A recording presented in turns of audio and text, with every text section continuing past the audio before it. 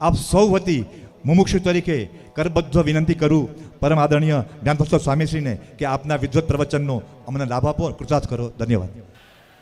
ગુણાતીતો અક્ષરમ બ્રહ્મ ભગવાન પુરુષોત્તમઃ જનો જાનન્નિદમ સત્યમ મુચ્યતે ભવબંધનાत्. શ્રી સ્વામિનારાયણ ભગવાનની જય. અક્ષર પુરુષોત્તમ મહારાજની જય. રાધા કૃષ્ણ દેવની જય. સિયાવર રામચંદ્ર ભગવાનની જય. પ્રમુખ સ્વામી મહારાજની જય. મહંત સ્વામી મહારાજની જય. પ્રમુખ સ્વામી મહારાજ શતાબ્દી મહોત્સવની જય. પ્રથમ તો ભગવાન સ્વામિનારાયણના ચરણોમાં વંદન સાથે ગુરુહરિ પરમ પૂજ્ય પ્રમુખ સ્વામી મહારાજ અને પ્રગટ ગુરુહરિ પરમ પૂજ્ય મહંત સ્વામી મહારાજના ચરણોમાં વંદન સાથે આપ સર્વેને, વિશેષ તો યંગ ઇન્ડિયા ગ્રુપના સંચાલકો શ્રી, સ્વયંસેવકો, આપ સર્વે મોરબી શહેરના વડીલશ્રીઓ, તમામ સભાજનોને આપ સર્વેને નમસ્કાર, જય સ્વામિનારાયણ અને ગુડ ઇવનિંગ.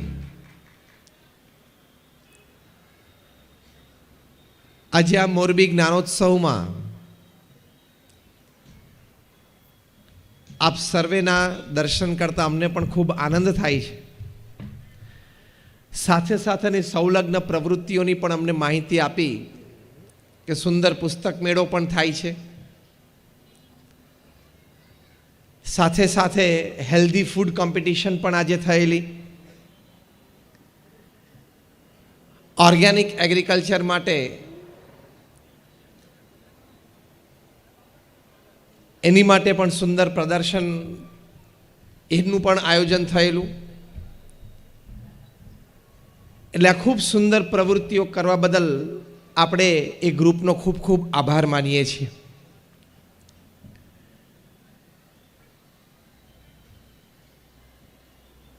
આજના જ્ઞાનોત્સવમાં મને જે વિષય આપવામાં આવ્યો છે, લાઈવ લિવિંગ, એટલે કે એવું સુંદર જીવન જીવવું, એવું સંતોષકારક જીવન જીવવું કે આપણને જીવન જીવ્યાનો આનંદ થાય. 21મી સદીની એક વાસ્તવિકતા, એક પરિસ્થિતિનું બહુ સુંદર વર્ણન કરતા કોઈ વાત લખી છે કે this are the times of fancier houses but broken homes. એટલે કે અત્યારે મકાન બહુ સુંદર બનતા ગયા પણ ઘર બધા ઘણા તૂટતા ગયા. These are the times of double incomes and more divorces. એટલે ઘરમાં આવક બમણી થતી ગઈ, પતિ પત્ની બંને કમાતા થયા, પણ છૂટાછેડાના દર પણ ખૂબ વધતા ગયા. These are the times of high-rise buildings but low-rise characters. એટલે કે આ સમય એવો છે જેમાં મકાનો બહુ હાઈ-રાઇઝ બનતા ગયા પણ ચારિત્ર બહુ નિમ્ન થતા ગયા. These are the times of broader highways but narrower viewpoints. એટલે કે હાઈવે બધા ઘણા પહોળા થતા ગયા પણ દ્રષ્ટિકોણ બહુ સંકુચિત થતા ગયા. These are the times where man has gone all the way to the moon and has come back, but he finds it difficult to cross the road and meet the new neighbor. એટલે કે માણસ છે ગુરુત્વાકર્ષણથી પાર જઈને ચંદ્ર પર જઈને પાછો આવ્યો, પણ પડોશમાં કોઈ નવો પડોશી રહેવા આવ્યો હોય એનો પરિચય કેળવવો એ જરા અઘરો પડે છે. These are the times of some good profits and businesses but shallow relationships. એટલે કે એવા ઘણા વ્યવસાય ધંધા છે કે જેમાં નફાનો દર ઘણો સારો છે પણ સંબંધો બહુ છીછરા થતા ગયા. એકવાર સ્વાર્થ પૂરો થયો પછી સંબંધો રાખવા, જાળવવા એ માટેની આપણી મનની વૃત્તિ જરા બદલાયેલી રહે છે. વળી આગળ લખે છે, these are the times where man has broken the atom and he has produced tremendous amount of energy. એટલે કે માણસે અણુ તોડ્યો અને ખૂબ શક્તિ પેદા કરી, but finds it difficult to break a prejudice. પૂર્વાગ્રહ તોડવો એ અણુ તોડવા કરતાં પણ ખૂબ અઘરો છે. એ લિસ્ટ બહુ લાંબુ લખાયેલું છે. શોર્ટમાં એવું લખે છે કે these are the times where we have much to show in the show window and nothing in the stock room. એટલે કે દેખાડવા માટે આપણી પાસે શોરૂમમાં ઘણી બધી વાતો છે, પણ હૃદયમાં શુદ્ધ ભાવના, મનમાં પવિત્ર વિચારો એ દિવસે દિવસે બહુ ઘટતા જાય છે. એટલે આ સમાજની વાસ્તવિકતા આપણને દેખાય છે. તમે બધા જ મારા સાથે સહેમત થશો જ્યારે હું એક વાત મૂકું કે ઇતિહાસમાં ક્યારેય જેટલી શૈક્ષણિક સંસ્થાઓ નહોતી એટલી શૈક્ષણિક સંસ્થાઓ અત્યારે છે. હા કે ના? ઇતિહાસમાં ક્યારેય શિક્ષિત વર્ગ આ પૃથ્વી પર નહોતો, એનાથી વધારે શિક્ષિત વર્ગ આજે પૃથ્વી પર છે. હા કે ના? શૈક્ષણિક સંસ્થાઓ અને શિક્ષિત વર્ગ આટલો હોવા છતાં ક્રાઇમ એટલે હિંસાખોરી એ દિન પ્રતિદિન વધતી ચાલી. ત્યારે ઘણી વખત એવો પ્રશ્ન થાય કે આ હિંસાખોરી એ વધતી ચાલી ત્યારે શિક્ષણ આપણને સંસ્કાર આપવામાં કેટલું કામયાબ રહ્યું એક મોટો પ્રશ્ન છે. એટલે શિક્ષણ તો બધાને ખૂબ સુંદર મળ્યું, શૈક્ષણિક સંસ્થાઓ ઘણી બધી ઊભી થઈ, પણ સંસ્કાર ન મળે તો ત્યાં MS યુનિવર્સિટીમાં અમારા એક પ્રોફેસર મદન હતા જે 1985માં અમારા ઉત્સવમાં અમદાવાદમાં આવેલા. એમણે વાત કરી કે we at MS University are producing educated monkeys. કે અમે MS યુનિવર્સિટીમાં અમે ભણેલા ગણેલા વાંદરા તૈયાર કરીએ છીએ, કારણ કે એને સંસ્કાર નહીં. એટલે પ્રમુખ સ્વામી મહારાજ ઘણી વખત કહેતા કે લક્ષણવાળું શિક્ષણ છે રક્ષણ કરે, અને લક્ષણ વગરનું શિક્ષણ છે ભક્ષણ કરે. બહુ જ સુંદર વાત પ્રમુખ સ્વામી મહારાજ એમના વિશાળ અનુભવ પરથી કહેતા કે લક્ષણવાળું શિક્ષણ છે એ રક્ષણ કરશે, લક્ષણ વગરનું શિક્ષણ છે એ ભક્ષણ કરશે. તમે જો આ બોમ્બ્સ અને મિસાઇલ્સ બનાવે છે એ અભણ લોકો નથી, ખૂબ સારું ભણેલા છે. અને એમાંના ઘણા બધા તો દુનિયાની ખૂબ સારી યુનિવર્સિટીમાંથી ગ્રેજ્યુએટ, પોસ્ટ ગ્રેજ્યુએટ્સ અને વૈજ્ઞાનિકો થયેલા છે. પણ તમને આશ્ચર્ય થશે કે આવો સુંદર અભ્યાસ એમણે કર્યો.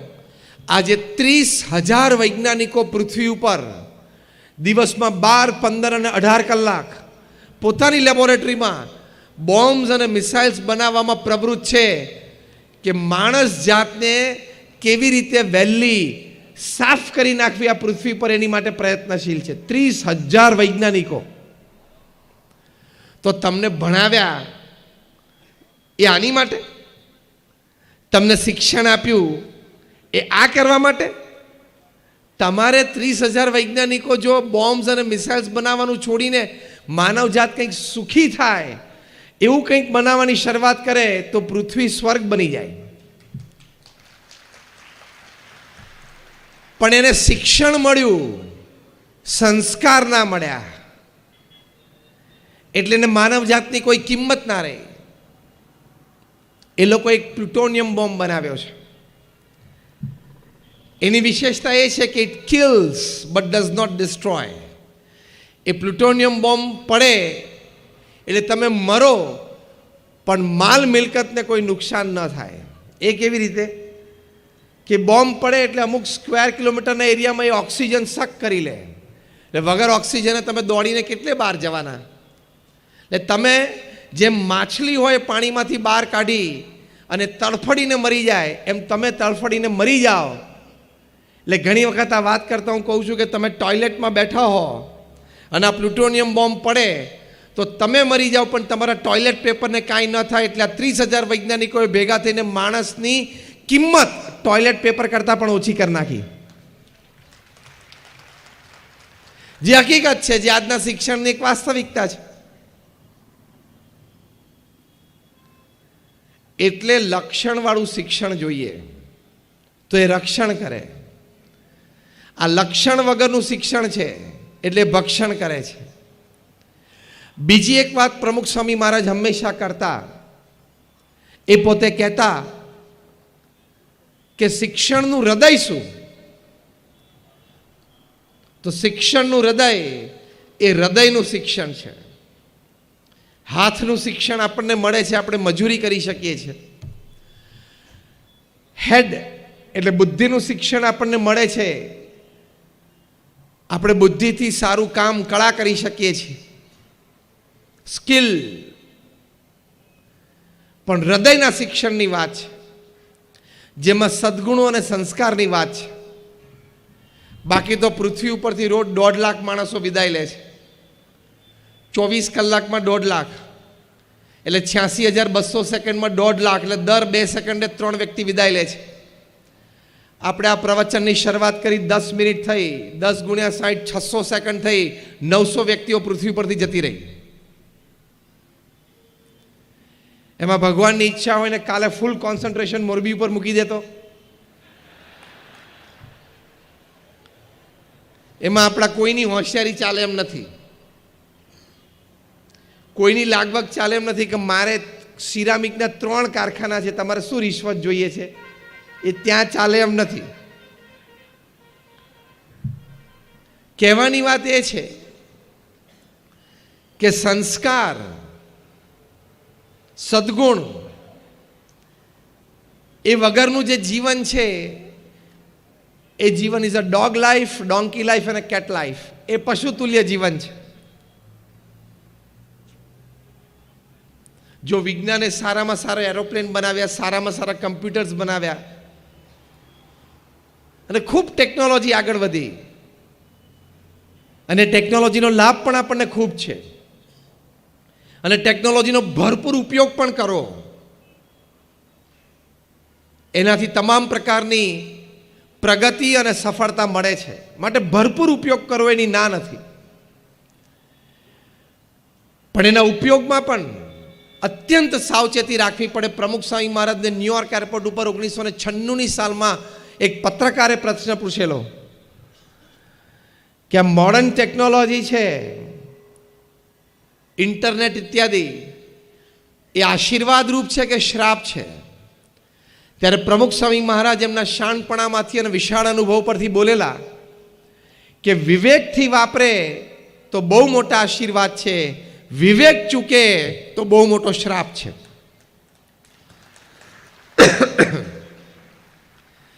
એટલે ટેકનોલોજી ખૂબ સારી વસ્તુ છે દરેક ક્ષેત્રમાં. તમે પણ જાણો છો, અમે પણ જાણીએ છીએ. મેં પણ મારું એન્જિનિયરિંગ આજથી 30 વર્ષ પહેલાં પૂરું કરેલું છે, ડિગ્રી એન્જિનિયરિંગ. એટલે આઈ નો વોટ ઇઝ ટેકનોલોજી. અને 30 વર્ષથી હું સંત છું એટલે આઈ નો વોટ ઇઝ સ્પિરિચ્યુઆલિટી. અધ્યાત્મ શું છે એ મને ખબર છે. એટલે વિજ્ઞાન અને અધ્યાત્મ બંને મને ખબર છે. એટલે ટેકનોલોજીનો ભરપૂર ઉપયોગ કરજો એની ના નથી, એમાં ખૂબ પ્રગતિ અને સફળતા રહેલી છે. પણ એમાં જો વિવેક ચૂકી ગયા તો એ વિનાશનું પણ કારણ છે. આજે કેટલા બધા સાયબર ક્રાઇમ પણ વધી ગયા, એ પણ સમાજની એક વાસ્તવિકતા છે. તો બીજી વાત આ સમજવાની. ત્રીજી વાત, મોટો વિખવાદનો પ્રશ્ન પરિવારમાં અને સમાજમાં છે, એ માણસનો અહમ અને કુસંસ્કાર. દરેક માણસને નાનો મોટો અહમ હોય કે હું કંઈક કરું છું ને હું કંઈક કરી શકું છું. બહુ શાંતિથી બેસીને વિચારીએ તો આપણી બાજુમાં બેઠેલો દર ત્રીજો વ્યક્તિ આપણા કરતાં કંઈક નાની મોટી વિશેષતા ધરાવે છે. હા કે ના? અને જ્યારે રોજના 1.5 લાખ વ્યક્તિઓ પૃથ્વી ઉપરથી વિદાય લેતા હોય ત્યારે આપણે અહમની કિંમત શું? We are not even speck of the dust. ખાલી જે મિલ્કી વેમાં આપણી ગેલેક્સી રહેલી છે ને એનો મેપ જો દોરે ને તો આ પૃથ્વી માટે એક ટપકાની જગ્યા નથી. તો હવે એ પૃથ્વી માટે ટપકાની જગ્યા એ નકશામાં ના હોય તો ક્યાં એમાં ભારત રહ્યું, ક્યાં એમાં ગુજરાત, અને ક્યાં એમાં મોરબી, ને ક્યાં તારું એક સિરામિકનું કારખાનું રહ્યું? એમાં શું તું અહમ લઈને બેઠો છું?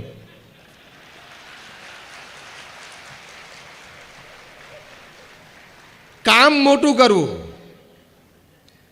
પુરુષાર્થથી કામ જીવનમાં મોટું કરવું, પણ એનો અહમ આવવા દેવો નહીં, તો એ માણસને પાળે. આવું થોડુંક પણ લોજિકલી માણસ વિચારે તો માણસનો અહમ ઓછો થઈ જાય, તો પણ સમાજના અને પરિવારના ઘણા બધા પ્રશ્નો હલ થઈ જાય. કુસંસ્કારોની પણ ઘણી બધી વાતો છે, કારણ કે રાતોરાત પૈસા આવે, ઘણા બધા પૈસા ભેગા થાય એટલે કુસંસ્કાર તરફ તમને લઈ જાય. જો તમે સત્સંગ અને સંસ્કાર ન રાખો તો વ્યસનો પણ આવે, અને વ્યસનોથી ઉપરના ઘણા બધા બીજા દૂષણો પણ વ્યક્તિગત અને પારિવારિક જીવનમાં આવી જાય. એ પણ મનુષ્યનું જીવન નથી. બહુ જ વિચારવાનું કે this is 70 or 80 year game. આ 70-80 વર્ષની રમત છે. ખૂબ સારી રીતે જીવી શકીએ એની માટે બહુ સ્પષ્ટ વિચારો, બહુ જ સવડા અભિગમો સાથે સ્પષ્ટ વર્તનો એ જીવનમાં આપણે નક્કી કરી રાખવા પડે. અને એ જો તમે નક્કી ન કર્યા હોય તો જીવન તો પૂરું થઈ જશે, પણ તમને સંતોષ અને આનંદ નહીં આવે. અંગ્રેજીમાં એક બહુ સરસ કહેવત છે, destination is important, journey is equally important. ધ્યેય સુધી પહોંચવું છે એ અગત્યનું છે, પણ પહોંચતા પહોંચતા તમારી સફર છે એ આનંદદાયી અને સંતોષકારક રહે એ પણ ખૂબ જરૂરી છે. તો એવું જીવન જીવવા માટે અમુક ચોક્કસ વિચારો અને વર્તણૂકો આપણે હંમેશા સ્પષ્ટ કરી રાખવાના. એમાં પહેલી મોટી વાત, પહેલો મોટો વિચાર, જે કંઈ આપણે નોકરી ધંધો વ્યવસાય કરીએ છીએ એમાં બહુ જ પ્રામાણિકતા, નીતિમત્તા, એથિક્સ, નોર્મ્સ અને ડિસિપ્લિન સાથે જ કામ કરવું. તમે નીતિમત્તા અને પ્રામાણિકતાને મૂકીને કામ કરશો, કદાચ તમને આમ પ્રગતિ થતી દેખાશે, પૈસા પણ મળતા દેખાશે, પણ ચોરીની વાત કોઈ પણ પ્રકારની લાંબી ચાલતી નથી. આજે નહીં તો કાલે, કાલે નહીં તો પરમ દિવસે પ્રશ્ન આવવાની પૂર્ણ શક્યતા છે. કેવા મોટા મોટાને પણ આવે છે, તો આપણને પણ કોઈક દિવસ આવી જાય કે નહીં? અને નીતિમત્તા અને પ્રામાણિકતા ચૂકીને આપણે ગમે તેવું કામ કરીએ, આપણે આપણી જાતને છેતરીએ છીએ. નીતિમત્તા અને પ્રામાણિકતા મૂકીને તમે કામ કરો તો તમને તમારા જીવનનું કોઈ ગૌરવ નહીં રહે. ઠીક છે, કદાચ પૈસા તો કરોડો રૂપિયા કમાઈ લઈએ, 2-4 લક્ઝરી ગાડી પણ રાખી લઈએ, સેન્ટ્રલ એર કન્ડિશન બંગલો પણ બનાવી લઈએ, પણ ખોટું અને અનીતિથી લીધેલું હશે એ તમને તમારી જાત ઉપર ગૌરવ તો નહીં પણ ઘૃણા એક દિવસ પેદા કરશે કે લોકોને છેતરીને મેં લીધું, સરકારી નીતિ નિયમમાં હું ન રહ્યો, રાજ્યનો કે દેશનો ટેક્સ મેં ના ભર્યો. એ ખૂંચશે તમને, અને કેટલું તમે સાથે લઈ જવાના. સમ્રાટ સિકંદર પણ જો ખાલી હાથે જતો હોય તો મોરબીમાંથી કોણ ભરેલા હાથે ઉપર જવાનું? આંગળી ઊંચી કરો. એનું ધન, એની જે ગણતરી છે ને એ આખા મોરબીને, આખા શહેરને, તમારા બધાના મકાનોને, કારખાનાને ખરીદી શકે એટલા ધનની વાત એની પાસે હતી. પણ એ ખાલી હાથે જાય છે તો આપણે ક્યાં ભરેલા હાથે જવાના? તો શું કામ આપણે નીતિમત્તા અને પ્રામાણિકતા ચૂકવા? આપણને આપણા છાતી ઉપર હાથ મૂકીને કહી શકવા જોઈએ કે મેં ક્યાંય નીતિમત્તા અને પ્રામાણિકતામાં સોદો નથી કર્યો. અંગ્રેજીમાં એક બહુ સરસ કહેવત છે, no pillow is as soft as a clear conscience. તમે રાત્રે બેડરૂમમાં સૂવા જાઓ અને તમારા પલંગ ઉપર પોચામાં પોચું ફર્સ્ટ ક્લાસ ઓસીકું સૂવા માટે જેમાં તમને ગાઢ નિંદ્રા આવે, એ શું છે? તમારું ક્લિયર કોન્સાયન્સ કે મેં આજે કોઈનું ખોટું નથી કર્યું, મેં કોઈ ચીટિંગ નથી કર્યું. એ બહુ જ મોટામાં મોટી વાત છે. તો એ પ્રથમ લાઈવ લિવિંગ માટેની આ વાત છે. ખોટું કરશો તો આજે નહીં તો કાલે, ને કાલે નહીં તો પરમ દિવસે પ્રશ્ન આવશે જ. પ્રમુખ સ્વામી મહારાજ આ વાતને ખૂબ સુંદર દ્રષ્ટાંતથી પોતે સમજાવતા.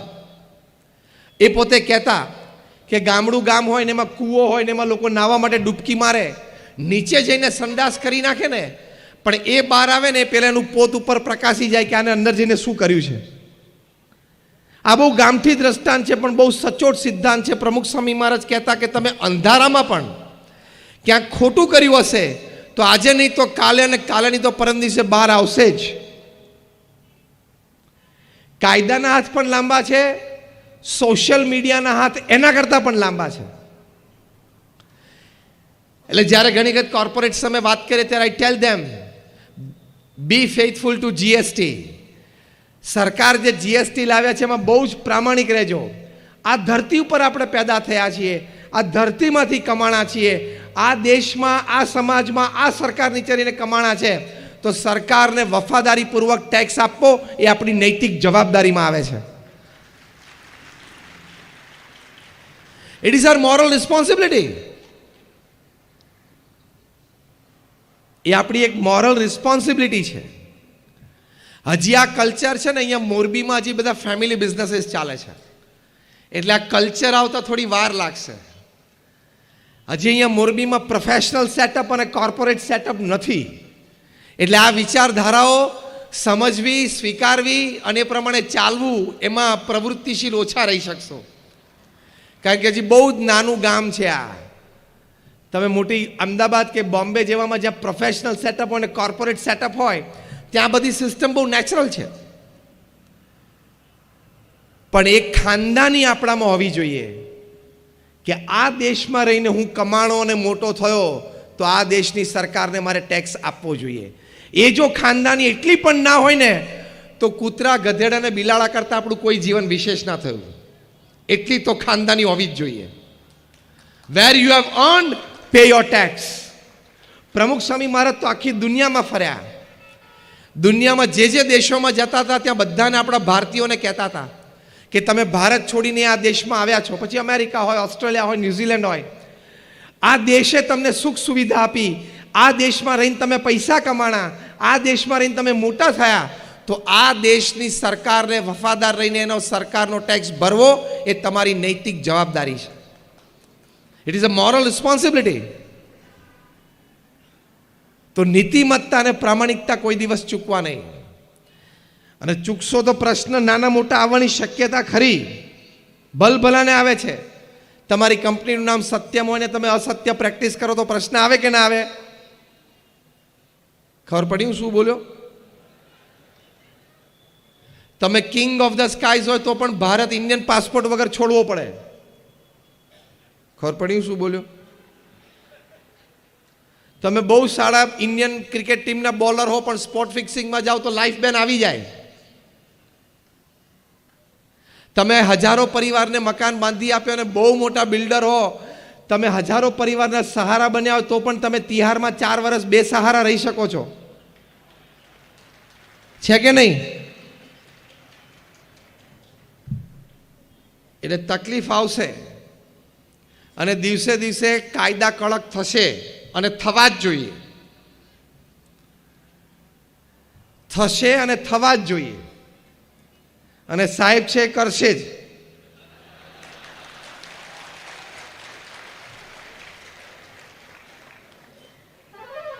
અને ઝાપટ પડે પહેલાં આપણે આપણી ખાનદાની ના રાખીએ.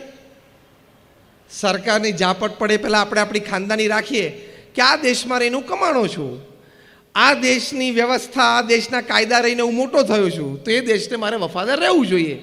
આ સિમ્પલ છે. એક કૂતરું હોય એને પણ અડધી રોટલી માલિક રોજ નાખે તો એ માલિક આવે ત્યારે પૂંછડી પટપટાવે છે, તો સરકાર સામે એટલી તો પૂંછડી પટપટાવી જોઈએ ને કે લો તમારો આ ટેક્સ. કૂતરા જેટલી ખાનદાની તો આપણામાં હોવી તો જોઈએ કે નહીં? That is your GST. હું ઘણી વખત જીએસટીના 2 અર્થ કરું છું. જીએસટી એટલે ગુડ્સ એન્ડ સર્વિસીસ ટેક્સ. એ તમે વ્યવસ્થિત અને વફાદારીપૂર્વક ભરશો એટલે બીજો જીએસટી લાગુ પડશે ઉપરથી. God saves tension. GST, God saves tension. તમારું ટેન્શન ભગવાન બચાવી લેશે. તો નીતિમત્તા અને પ્રામાણિકતા રાખવી. ભગવાન સ્વામિનારાયણ શિક્ષાપત્રીમાં આ વાત શીખવાડી છે. એમણે કહ્યું છે કે તમે તમારા કર્મચારીઓને જે પગાર આપવાનું નક્કી કર્યું એ આપવો ઇત્યાદિ ઘણી બધી પ્રામાણિકતા અને નીતિમત્તાની વાતો કરી છે. અને તમે જો પ્રામાણિક અને નીતિમત્તામાં રહેશો તો લોકો તમારી પાસે આવશે, કામ તમારી પાસે આવશે, પ્રોજેક્ટ તમારી પાસે ખેંચાશે, તમારી પર્સનાલિટી એવી બનશે. તમે જો પ્રમુખ સ્વામી મહારાજ આ પૃથ્વી ઉપર જે કામ કર્યું છે, અનબિલિવેબલ. અહીંયા તમે આપણે બધા બેઠા છીએ ને, આપણા બધાનો વહીવટ વ્યવહાર ભેગો કરો ને એટલે પ્રમુખ સ્વામી મહારાજના છાંટામાં ના આવે. એટલો મોટો કામ એમને પૃથ્વી ઉપર કર્યું.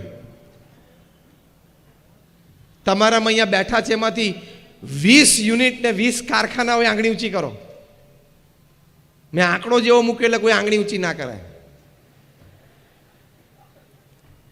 પ્રમુખ સ્વામી મહારાજે એકલા હાથે one man show. How many of you been to Akshardham? Akshardham ગાંધીનગરનું જોયું, આંગળી ઊંચી કરો. બધાએ જોયું છે. સેકન્ડ ક્વેશ્ચન, દિલ્હીનું અક્ષરધામ જોયું, હાથ ઊંચો કરો. ઓહો, એ પણ લગભગ બધાએ જોયું છે. એવા નાના મોટા 1200 કેમ્પસ, 1200 પ્રમુખ સ્વામી મહારાજ એકલા હાથે ઊભા કર્યા. 1200 કેમ્પસ. એની સાથે સાથે 110 હોસ્પિટલ, હોસ્ટેલ, સ્કૂલ અને કોલેજો ઊભી કરી અને એનું સફળ સંચાલન કર્યું. તમે અહીંયા કોઈ વડીલ શ્રીઓ ઘણા બેઠા છે, અમારે થોડો પરિચય થયો. ઘણા બધા કોઈ એક સ્કૂલ કે એક જગ્યાએ કોલેજમાં ટ્રસ્ટી છે, તો પણ નાના મોટા પ્રશ્નો કેટલા આવતા હશે તમે સમજતા હશો, જોતા હશો. 110 હોસ્પિટલ, હોસ્ટેલ, સ્કૂલ અને કોલેજો એકલા હાથે ઊભી કરી અને એનું ચેરિટી બેઝ ઉપર, એટલે સમાજ સેવાના બેઝ ઉપર સફળ સંચાલન કર્યું. આ બે આંકડા છે ને, તમે વિચારશો એટલે મારું પેલું સ્ટેટમેન્ટ તમને યાદ આવશે. 45 વર્ષ ગુરુપદ ઉપર રહ્યા, 1300 આવા કેમ્પસ ઊભા કર્યા. હવે નાવ બ્રેક ઇટ ડાઉન. 45 વર્ષ, 50 વર્ષ રાઉન્ડ ફિગર લઈ લો, એટલે દર વર્ષે 25 પ્રોજેક્ટ પૂરા કર્યા પ્રમુખ સ્વામી મહારાજ. એક વર્ષ એટલે 52 અઠવાડિયા, એટલે દર 2 અઠવાડિયે એક કેમ્પસ. હવે હું જે વાક્ય બોલું છે સાંભળજો. તમે બધા એન્ટરપ્રેનર્સ છો, ઇન્ડસ્ટ્રીયાલિસ્ટ છો, મેન્યુફેક્ચરર્સ છો, ટ્રેડર્સ છો અને બિઝનેસમેન પણ છો. એટલે હવે હું એક વાક્ય બોલું છું એ સાંભળજો. પ્રમુખ સ્વામી મહારાજે 50 વર્ષ સુધી દર 15મા દિવસે એક જમીન ખરીદી, જમીન લીગલી ક્લિયર કરી, એની ઉપર પ્લાન્સ પાસ થઈ ગયા. એ પ્લાન પ્રમાણે બાંધકામ થઈ ગયું. એ બાંધકામ થયું પછી એ સંસ્થાનું ઉદ્ઘાટન થઈ ગયું અને સમાજ સેવા માટે સંસ્થા વહેતી મૂકી દીધી. દર 15મા દિવસે 50 વર્ષ સુધી એક સમાજ સેવા સંસ્થા પ્રમુખ સ્વામી મહારાજે સમાજને આપી. વન મેન ઓર્ગેનાઇઝેશન, એક વ્યક્તિ સંસ્થા. હવે તમને ગરિમા ખબર પડશે કે આ વ્યક્તિ આ કક્ષા સુધી કામ કેમ કર્યું. 5 ધોરણ ભણેલી એક વ્યક્તિ પ્રમુખ સ્વામી મહારાજ આ કક્ષા સુધી કામ સમાજમાં કરી શકે. ભવિષ્યમાં નોટ સ્કાય બટ પ્રમુખ સ્વામી મહારાજ ઇઝ ધ લિમિટ. કોઈ એમ કહેશે ને કે મેં સમાજ સેવા કરીએ છીએ, તો તમારી માટે આકાશ લિમિટ નથી, પ્રમુખ સ્વામી મહારાજ તમારી લિમિટ છે. એની સાથે કમ્પેરિઝન થશે કે પ્રમુખ સ્વામી મહારાજની સરખામણીમાં તમે કેટલી સમાજ સેવા કરી, એ બેરોમીટર પ્રમુખ સ્વામી મહારાજ બનશે. પણ જે હું નીતિમત્તા અને પ્રામાણિકતાની વાત કરું છું, એ પ્રમુખ સ્વામી મહારાજના હૃદયમાં હતું, એટલે આટલું મોટું કામ કરી શક્યા. મેં કહ્યું ને એમ, તમે નીતિમત્તા અને પ્રામાણિકતાને વરેલા હશો, people have to come to you, projects have to come to you, work has to come to you. કામ અને લોકોને પ્રોજેક્ટ તમારી પાસે સામેથી આવશે. પ્રમુખ સ્વામી મહારાજને એક વખત પ્રશ્ન પૂછ્યો કે કયો વિચાર તમારા મનમાં હંમેશા રહે છે. પ્રમુખ સ્વામી મહારાજે કહ્યું કે જે વિચાર મને ક્યારેય નથી આવ્યો હું કહું, and that was more interesting. પ્રમુખ સ્વામી મહારાજે કહ્યું 95 વર્ષની ઉંમર, 80 વર્ષનું જાહેર જીવન, 8 દાયકાનું જાહેર જીવન જીવનારી વ્યક્તિ એમ બોલે છે, કોઈનું પણ અહિત થાય એવો વિચાર મને જીવનમાં ક્યારેય નથી આવ્યો. શું નીતિમત્તા અને પ્રામાણિકતા! આને લાઈવ લિવિંગ કહેવાય, જે આપણા પ્રવચનનો વિષય છે કે જીવંત જીવન જીવવું. મેં આ પરફેક્ટ ભાષાંતર કર્યું. જીવંત જીવન જીવવું, લાઈવ લિવિંગ, કે નીતિમત્તા અને પ્રામાણિકતા, કોઈનું પણ અહિત થાય એવો વિચાર ક્યારે નથી આવ્યો. એ એનું કમાય છે, એનો પુરુષાર્થ કરે છે, એ એનું ભાગ્ય ભોગવે છે. હું મારું કમાઉં છું, મારો પુરુષાર્થ છે અને હું મારું ભાગ્ય ભોગવું છું, એ છે, હું છું. કોઈની સાથે ઈર્ષ્યા રાખવાનો ભાવ ક્યાં આવ્યો આમાં? કોઈની સાથે સ્પર્ધાનો ભાવ જ ક્યાં આવ્યો? હું મારી મહેનત પ્રામાણિકતા કર્યા કરીશ, એ નહીં કરે છે. 1992ની સાલમાં પ્રમુખ સ્વામી મહારાજ ગાંધીનગરમાં હતા. ત્યાં બેંક ઓફ બરોડાની નવી બ્રાન્ચનું ઓપનિંગ હતું. મેનેજર તરીકે એક સુનિલભાઈ પારેખ આવતા. તેમણે પ્રમુખ સ્વામી મહારાજે કહ્યું કે મારી ઈચ્છા છે કે મારે મારા બ્રાન્ચની શરૂઆત તમારા બેંક એકાઉન્ટથી કરવી છે. ત્યારે આ પ્રમુખ સ્વામી મહારાજ, જેમની 1985માં લંડનમાં સુવર્ણ તુલા થયેલી, સુવર્ણથી જોખવામાં આવેલા, એ સંપૂર્ણ સુવર્ણ એમને મેડિકલ કોલેજના નિર્માણ માટે આપી દીધું. 1 આઉન્સ પણ રાખ્યું નહીં અને કરમસદમાં મેડિકલ કોલેજ ઊભી થઈ ગઈ. એ પ્રમુખ સ્વામી મહારાજ, જેમનું બ્રિટિશ પાર્લામેન્ટમાં સ્ટેન્ડિંગ ઓવેશન સાથે સન્માન થયું, કેનેડાની પાર્લામેન્ટમાં સ્ટેન્ડિંગ ઓવેશન સાથે સન્માન થયું, કેનિયાની પાર્લામેન્ટમાં સ્ટેન્ડિંગ ઓવેશન સાથે સન્માન થયું, tens of key to the cities અમેરિકાના શહેરોમાં મળી. એ પ્રમુખ સ્વામી મહારાજે સુનિલભાઈ પારેખને કહ્યું કે સારું, તમારી બહુ ઈચ્છા છે તો અમારી સંસ્થાનું એક બેંક એકાઉન્ટ તમારે ત્યાં ખોલાવશું. એમણે કહ્યું સંસ્થાનું નહીં સ્વામી, તમારું પર્સનલ બેંક એકાઉન્ટ. ત્યારે પ્રમુખ સ્વામી મહારાજ બોલ્યા કે ભાઈ, મારા નામે તો બેંક એકાઉન્ટ જ નથી, અમે તો સાધુ છીએ, અમે ધનના ત્યાગી છીએ, અમારી પાસે ધન હોય જ નહીં. અને આજે પ્રમુખ સ્વામી મહારાજ સ્વધામ પધાર્યા, 3.5 વર્ષ થયા, એક બેંક એકાઉન્ટ, એક જમીન, એક ફાર્મ હાઉસ એમના નામે નીકળ્યું નહીં. જે વ્યક્તિએ સંસ્થાને આ કક્ષા સુધી પહોંચાડી અને સમાજને 1300 સમાજ સેવા સંસ્થાઓ આપી, એ વ્યક્તિને પોતાના નામે કોઈ બેંક એકાઉન્ટ નથી. આ નીતિમત્તા અને પ્રામાણિકતાથી એમણે કામ કર્યું, એટલે આ સંસ્થા વિશ્વવ્યાપી બની. હું જે સંસ્થામાંથી આવું છું, BAPS સ્વામિનારાયણ સંસ્થા, એ દુનિયાની પ્રથમ 10 સંસ્થામાંની એક સંસ્થા છે. BAPS સંસ્થાને યુનાઇટેડ નેશન્સમાં યુનોમાં એક પરમેનન્ટ સીટ છે NGO તરીકે. ભારતમાં બહુ જૂથ સંસ્થાઓને છે. તો પહેલી મોટી વાત, જીવંત જીવન જીવવા માટે નીતિમત્તા અને પ્રામાણિકતાને હંમેશા વળગેલા રહેજો, તો ભગવાન તમારી સાથે કાયમ રહેશે. નાની મોટી તકલીફ આવશે તો ભગવાનની કૃપાથી એ તકલીફો દૂર થશે, કારણ કે ભગવાન એમ જાણશે કે આ વ્યક્તિ નીતિમત્તા અને પ્રામાણિકતાથી કામ કરે છે. તો આ પહેલી મોટી વાત છે. એ નીતિમત્તા અને પ્રામાણિકતા સાથે આપણે પૂર્ણ પુરુષાર્થ હંમેશા રાખવો. બીજી વાત, આ જીવંત જીવન માટે પુરુષાર્થથી કોઈ દિવસ પાછા ન પડવું, પુરુષાર્થ કરવામાં કોઈ દિવસ હારવું નહીં. કઠિન પરિશ્રમ એનો કોઈ વિકલ્પ નથી. There is no alternate to hard work. અત્યંત પુરુષ પ્રયત્ન કરવો એ મનુષ્યનું કર્તવ્ય છે, અને કર્તવ્યથી આગળ ડિગ્નિટી, ગૌરવ છે. આ બધા જ અહીંયા બેઠા છો અને મોરબી શહેરમાં બધા ખૂબ પ્રયત્નશીલ છો અને પરિશ્રમી છો, નહીં તો આટલો બધો વિકાસ આ શહેરનો, આ ઇન્ડસ્ટ્રીની દ્રષ્ટિએ સિરામિક્સ અને સ્પેશિયલી ક્લોક, આમાં તો વિશ્વ સ્તરે નામ છે. એ આપ બધાને ધન્યવાદને પણ પાત્ર છો, કારણ કે આપ બધા ખૂબ પરિશ્રમી છો, પુરુષાર્થી છો, અને જીવનમાં એ સદ્ગુણ હોવો ખૂબ આવશ્યક છે. ત્યાં નોર્થ આફ્રિકાના જંગલમાં એક કહેવત છે કે રોજ સવારે હરણ ઉઠે ને એટલે ઝડપીમાં ઝડપી સિંહ કરતા એને થોડુંક તો ઝડપી દોડવું પડે, ભલે ગમે તેટલું ધીમું દોડતું હોય તોય, તો જે સાંજ જોવે ને તેનો શિકાર થઈ જાય. અને જે ધીમામાં ધીમો સિંહ હોય ને એને ધીમામાં ધીમા હરણ કરતાં થોડુંક તો ઝડપી દોડવું પડે જો એને સાંજ જોવી હોય તો, નહીં તો એ ભૂખ્યો મરી જાય. આ વાર્તાની નીચે બહુ જ સરસ કન્ક્લુઝન સ્ટેટમેન્ટ છે. So whether you are the lion or the deer, when the morning rises you have to run. તમે સિંહ હો કે હરણ હો, સવાર પડે, સૂર્યોદય થાય એટલે દોડવું તો પડે જ. એટલે મનુષ્યનું કર્તવ્ય છે. અમે પણ દોડીએ છીએ ને. તમે એમ નહીં સમજતા કે અમે સાધુ થયા એટલે અમે દોડતા નથી. હા, અમે બેઠા બેઠા લાડવા ખાઈએ છીએ એવું નહીં સમજવાનું. ગઈકાલે સવારે હું બોમ્બેમાં એક ફંક્શનમાં બોલ્યો. ગઈકાલે બપોરે મુંબઈથી અમદાવાદ આવ્યો. ત્યાં પંડિત દીનદયાલ ઉપાધ્યાયમાં ઓડિટોરિયમમાં મોટી કોન્ફરન્સમાં રાત્રે બોલ્યો. ગઈકાલે રાત્રે 10 વાગે નીકળીને 1:15 વાગે રાજકોટ આવ્યો. આજે સવારે હેમુગઢવી હોલમાં આવા જ એક ફંક્શનમાં બોલ્યો. અત્યારે અહીંયા મોરબી.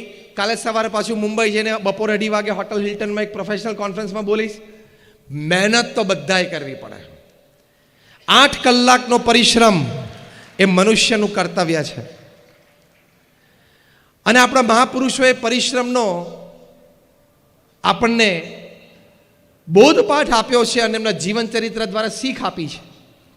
અબ્રાહમ લિંકન એક સરસ વાત કરતા, એ પોતે કહેતા, એમને જ્યારે કહ્યું કે તમે થોડો આરામ તો કરો, ત્યારે એમણે કહ્યું કે હું મરીશ પછી આરામ જ છે ને. એકવાર આંખ બંધ થઈ પછી બધો આરામ જ છે. અંગ્રેજીમાં એક બહુ સરસ કહેવત છે, until I can run I will run. જ્યાં સુધી હું દોડી શકું છું ને ત્યાં સુધી હું દોડીશ. When I can't run I will walk. જ્યારે હું દોડી નહીં શકું ને ત્યારે હું ચાલીશ. અને when I can't walk I will crawl but I will not stop. અને જ્યારે હું ચાલી નહીં શકું ને ત્યારે હું ઢસડાતો આગળ જઈશ, પણ હું ઊભો નહીં રહું. ચાલવું એ મારી પ્રકૃતિ છે. એટલે પુરુષાર્થી થવું, પરિશ્રમી થવું. પ્રમુખ સ્વામી મહારાજ આટલી મોટી આ સંસ્થા ઊભી કરી, એમનો જે પરિશ્રમ અનબિલીવેબલ. આમ જોવા જાવ તો એમની કારકિર્દીની શરૂઆત 51 વર્ષે થઈ. 1971માં એ ગુરુપદે આવ્યા પછી એમની કારકિર્દીની શરૂઆત કરી. પછી એમના જે સ્ટેટિસ્ટિક્સ છે તમે સાંભળશો ને તમારું મગજ ફરી જશે.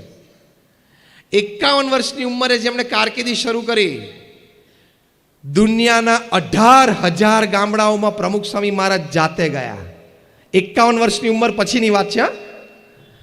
વોટ લેવા જવું હોય ને તો એટલા ગામડામાં જવાય નહીં. 100 ગામડામાં વોટ લેવા જવું હોય ને તોય પહોંચાય એમ નથી.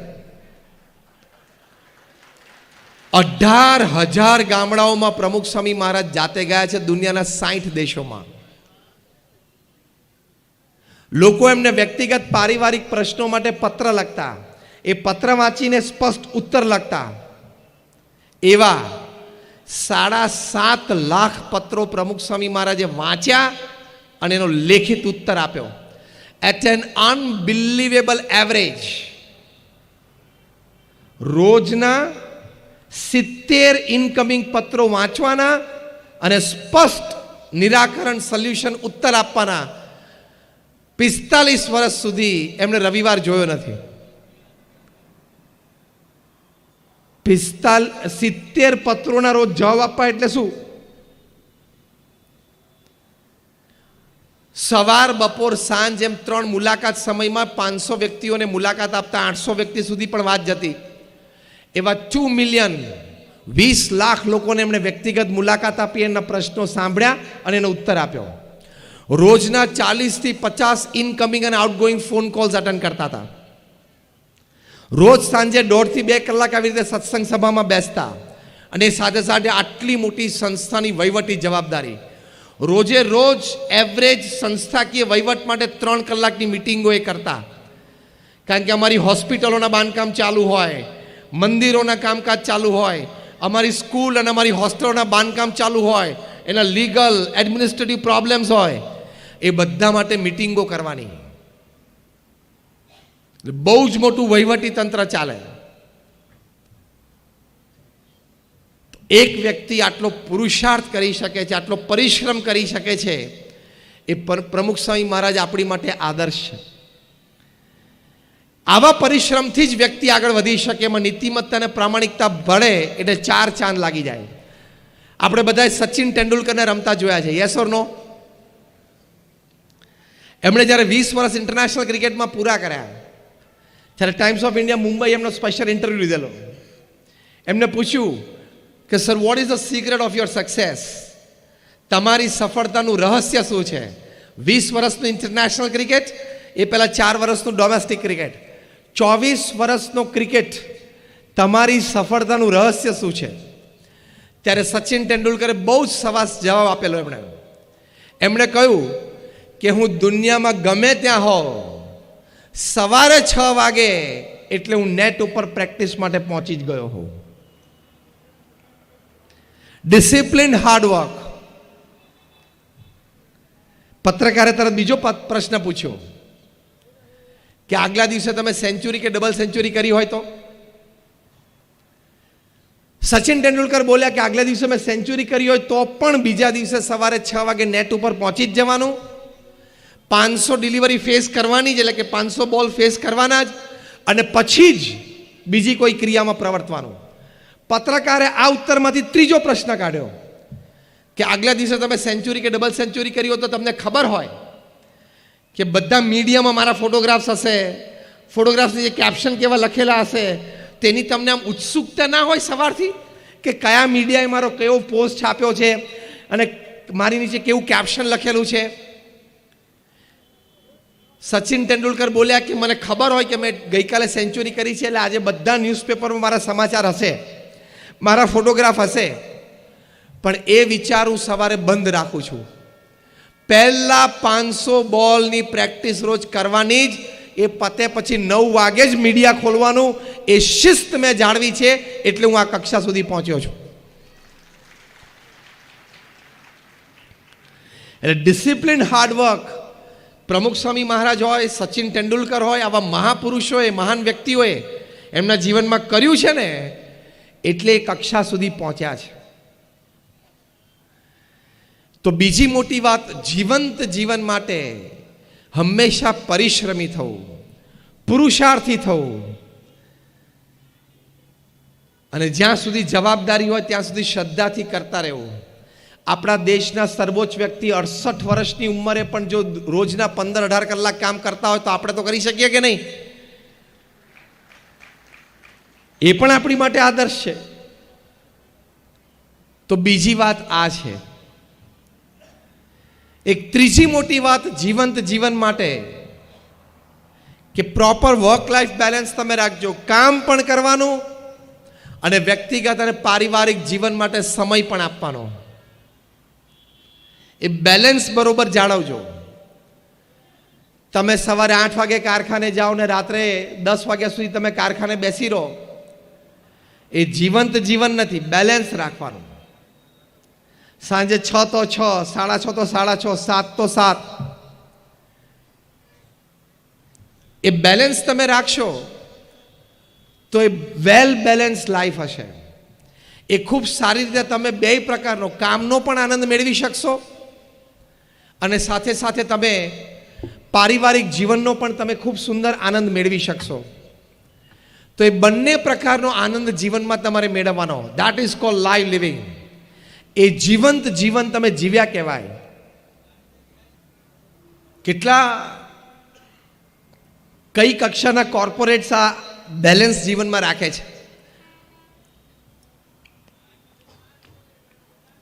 દુનિયાના સૌથી ધનાઢ્ય વ્યક્તિ છે વોરેન બફેટ. $100 અબજનું ઇન્વેસ્ટમેન્ટ છે. $1 અબજ એટલે અત્યારે 70 રૂપિયા, તમે રાઉન્ડ ફિગર લઈ લો ગણતરી માટે, એટલે 7,000 કરોડ રૂપિયા થયા. 100 અબજ એટલે 7 લાખ કરોડ રૂપિયા. એટલા રૂપિયા લઈને મોરબીમાં આવે તો શું થાય? મોરબીનું આખું મોરબી ધ્રુજી જાય ને. 7 લાખ કરોડ રૂપિયા.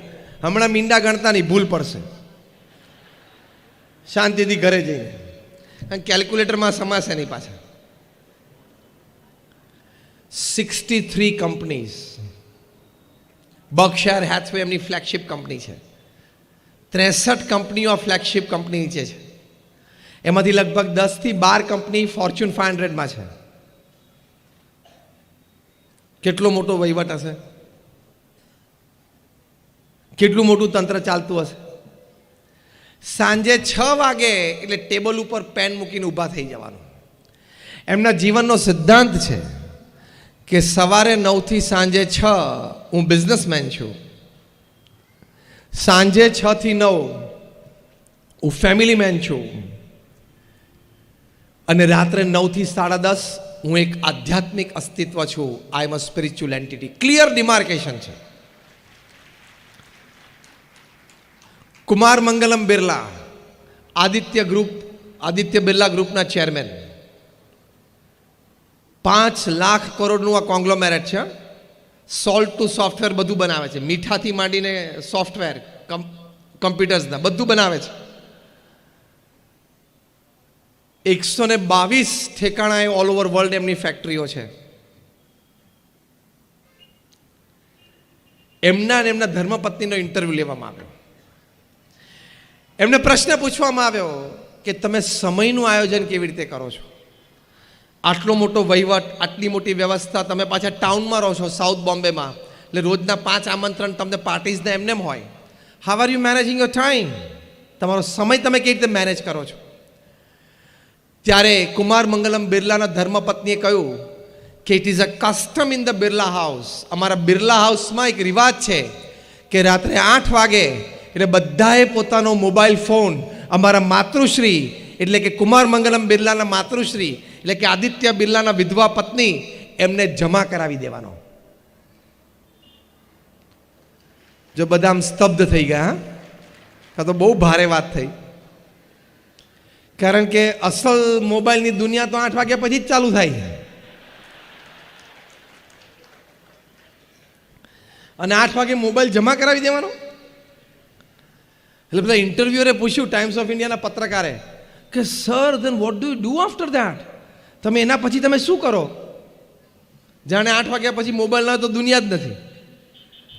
ત્યારે કુમાર મંગલમ બિરલાના ધર્મપત્નીશ્રીએ કહ્યું કે 8 થી 8:45 ફેમિલી ડિનર ઉપર બધા સાથે બેઠા હોય ત્યારે કોઈએ મોબાઈલને અડવાનું નહીં.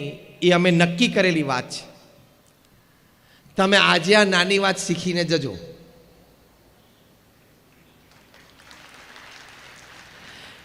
કે રાત્રિ ભોજનમાં તમે પરિવાર સાથે બેઠા હો ત્યારે બધાએ પોતાનો મોબાઈલ ફોન 8-10 ફૂટ દૂર બીજા રૂમમાં મૂકી રાખો. કારણ ઘણી વખત તમે પરિવાર સાથે જમવા તો બેઠા હો, જ્યારે કોક દિવસ તમે વહેલા પહોંચી જાઓ છો ઘરે ત્યારે. બાકી તો પેલી થાળી ઢાંકેલી હોય ને છે 9:30 બધા હશે એટલે વાત તો બધી મારી સાચી હશે, છે ને? આંગળી ઊંચી કરે બધા. તમારા બધાના ઘરમાં અમે કેમેરા મૂકેલા જ છે, બધી વાત ખબર છે. તો તમે પરિવારમાં સાથે બેઠો ત્યારે તમારા જમણા હાથમાં કોળીઓ અથવા ચમચી હોય, ડાબા હાથમાં શું હોય છે? બોલો. મોબાઈલ. તો મારે તમને એક સિમ્પલ પ્રશ્ન પૂછવાનો. એ પ્રશ્ન એવો છે કે તમે જમતા જમતા પણ મોબાઈલ ઉપર કોઈની સાથે વાત કરો છો, તો જેની સાથે વાત કરો છો એ વ્યક્તિ 50-100 માઇલ દૂર છે, એ તમારી માટે એ સમયે વધારે અગત્યની છે કે 2 ફૂટ દૂર બેઠેલું તમારું લોહીનું સગું વધારે અગત્યનું છે? ડિસાઈડ. એ નક્કી કરો. પેલો તો આખો દિવસ છે જ, આ લોકો અત્યારે જ છે ખાલી. અને ટેકન ફોર ગ્રાન્ટેડ નહીં રાખવાનું કે હોય જ છે ને બધા. રાતે 10 વાગે ઘરે જઈએ તો બારણું ખોલ જ છે ને હોય જ છે બધા અંદર. એવું નહીં વિચારી રાખવાનું ટેકન ફોર ગ્રાન્ટેડ. અને પાછો આપણો મોબાઈલ ફોન રાત્રે 11 વાગ્યા સુધી ચાલુ હોય, 12 વાગ્યા સુધી ચાલુ હોય, હા કે ના? સૂતા છેલ્લે બેડરૂમમાં પલંગ ઉપર બેઠા બેઠા પણ એકવાર ડેટા ચાલુ કરીને વોટ્સએપ ચાલુ કરે. કંઈ છે? કંઈ છે? કંઈ નથી. તું સૂઈ જા. તું સેલિબ્રિટી નથી. તારા ઇન્સ્ટાગ્રામ ઉપર 3.5 મિલિયન ફોલોવર નથી. તું સૂઈ જા. એટલે શું? ઘરમાં બધાને રાહત, તને રાહત. રાત્રે 11 અને 12 વાગ્યા સુધી તમે મોબાઈલ ચાલુ રાખો. વોરેન બફેટને કામ નહીં હોય? મને પ્રશ્નનો જવાબ આપો. વોરેન બફેટ અને કુમાર મંગલમ બિરલાને તમારા કરતાં કામ ઓછું કે વધારે? દોસ્તી બોલો તો. વધારે. તો એ રાત્રે 6 વાગે અને 8 વાગે મોબાઈલ બંધ કરી દેતા હોય, તો તારે અહીંયા મોરબીમાં 11 વાગ્યા સુધી ચાલુ રાખવાનું કામ જ શું છે? આ હું બોમ્બેની અને ન્યુયોર્કની વાત કરું છું. મુંબઈ અને ન્યુયોર્કની ને લંડનની વાત કરું છું. ત્યાં આ જીવનશૈલીથી લોકો જીવતા હોય, કારણ કે એને પારિવારિક સંબંધો, પારિવારિક આનંદ, એની ગરિમા એને ખબર છે. This gadget is made to serve you. The reverse has happened. We have become the slaves of this gadget. Mobile બન્યો છે આપણી સેવા કરવા માટે, પણ રિવર્સ બન્યું, આપણે એના નોકર બની ગયા. કોઈ જોડે વાત કરતો હોય ને પ્રત્યક્ષ, વચ્ચે મોબાઈલ આવે ને તો પાછું મોબાઈલ ઉઠાવે. બહુ ખોટા સંસ્કાર છે, બહુ ખરાબ હેબિટ કહેવાય. એને અંગ્રેજીમાં એક શબ્દ છે ફબર, ફબિંગ કહેવાય, કે તમારી સામે જે પ્રત્યક્ષ માણસ બેઠો જેની તમે કિંમત નથી કરતા, એની સાથે ચાલુ વાર્તાલાપે કોઈક હજારો માઇલ દૂરથી રિંગ વગાડે છે અને તમે ફોન ઉપાડો છો, એટલે યુ આર અ ફબર, તમે ફબિંગ કરો છો. આ નવો ટર્મિનોલોજી છે.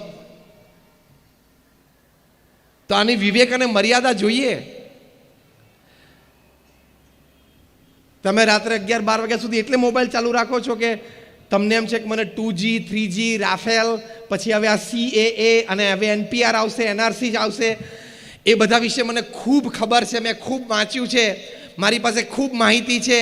એટલે કદાચ નરેન્દ્રભાઈને દિલ્હીમાં ખબર પડે કે મોરબીમાં ભાઈ છે, એમને આ માહિતી બહુ છે, સલાહ સૂચન કરી શકે એમ છે, તો જોઈન્ટ પાર્લામેન્ટરી કમિટી ગોઠવે અને એમાં મેમ્બરશિપ માટે તમને રાત્રે 11:30 વાગે પ્રધાનમંત્રી કાર્યાલયમાંથી ફોન આવે અને કદાચ તમે ન ઉપાડી શકો તો દેશની બહુ અસેવા થઈ જાય એવું તમને લાગે છે?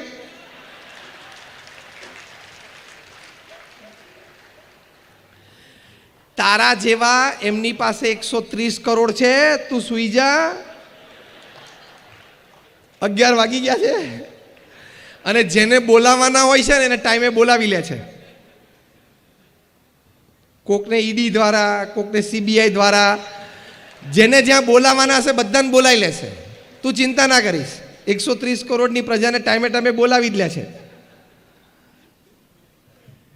એટલે રિસ્ટ્રિક્ટ યોર સેલ્ફ. આ ત્રીજો મોટો વિચાર હું તમને આપું છું જીવંત જીવન જીવવા માટે.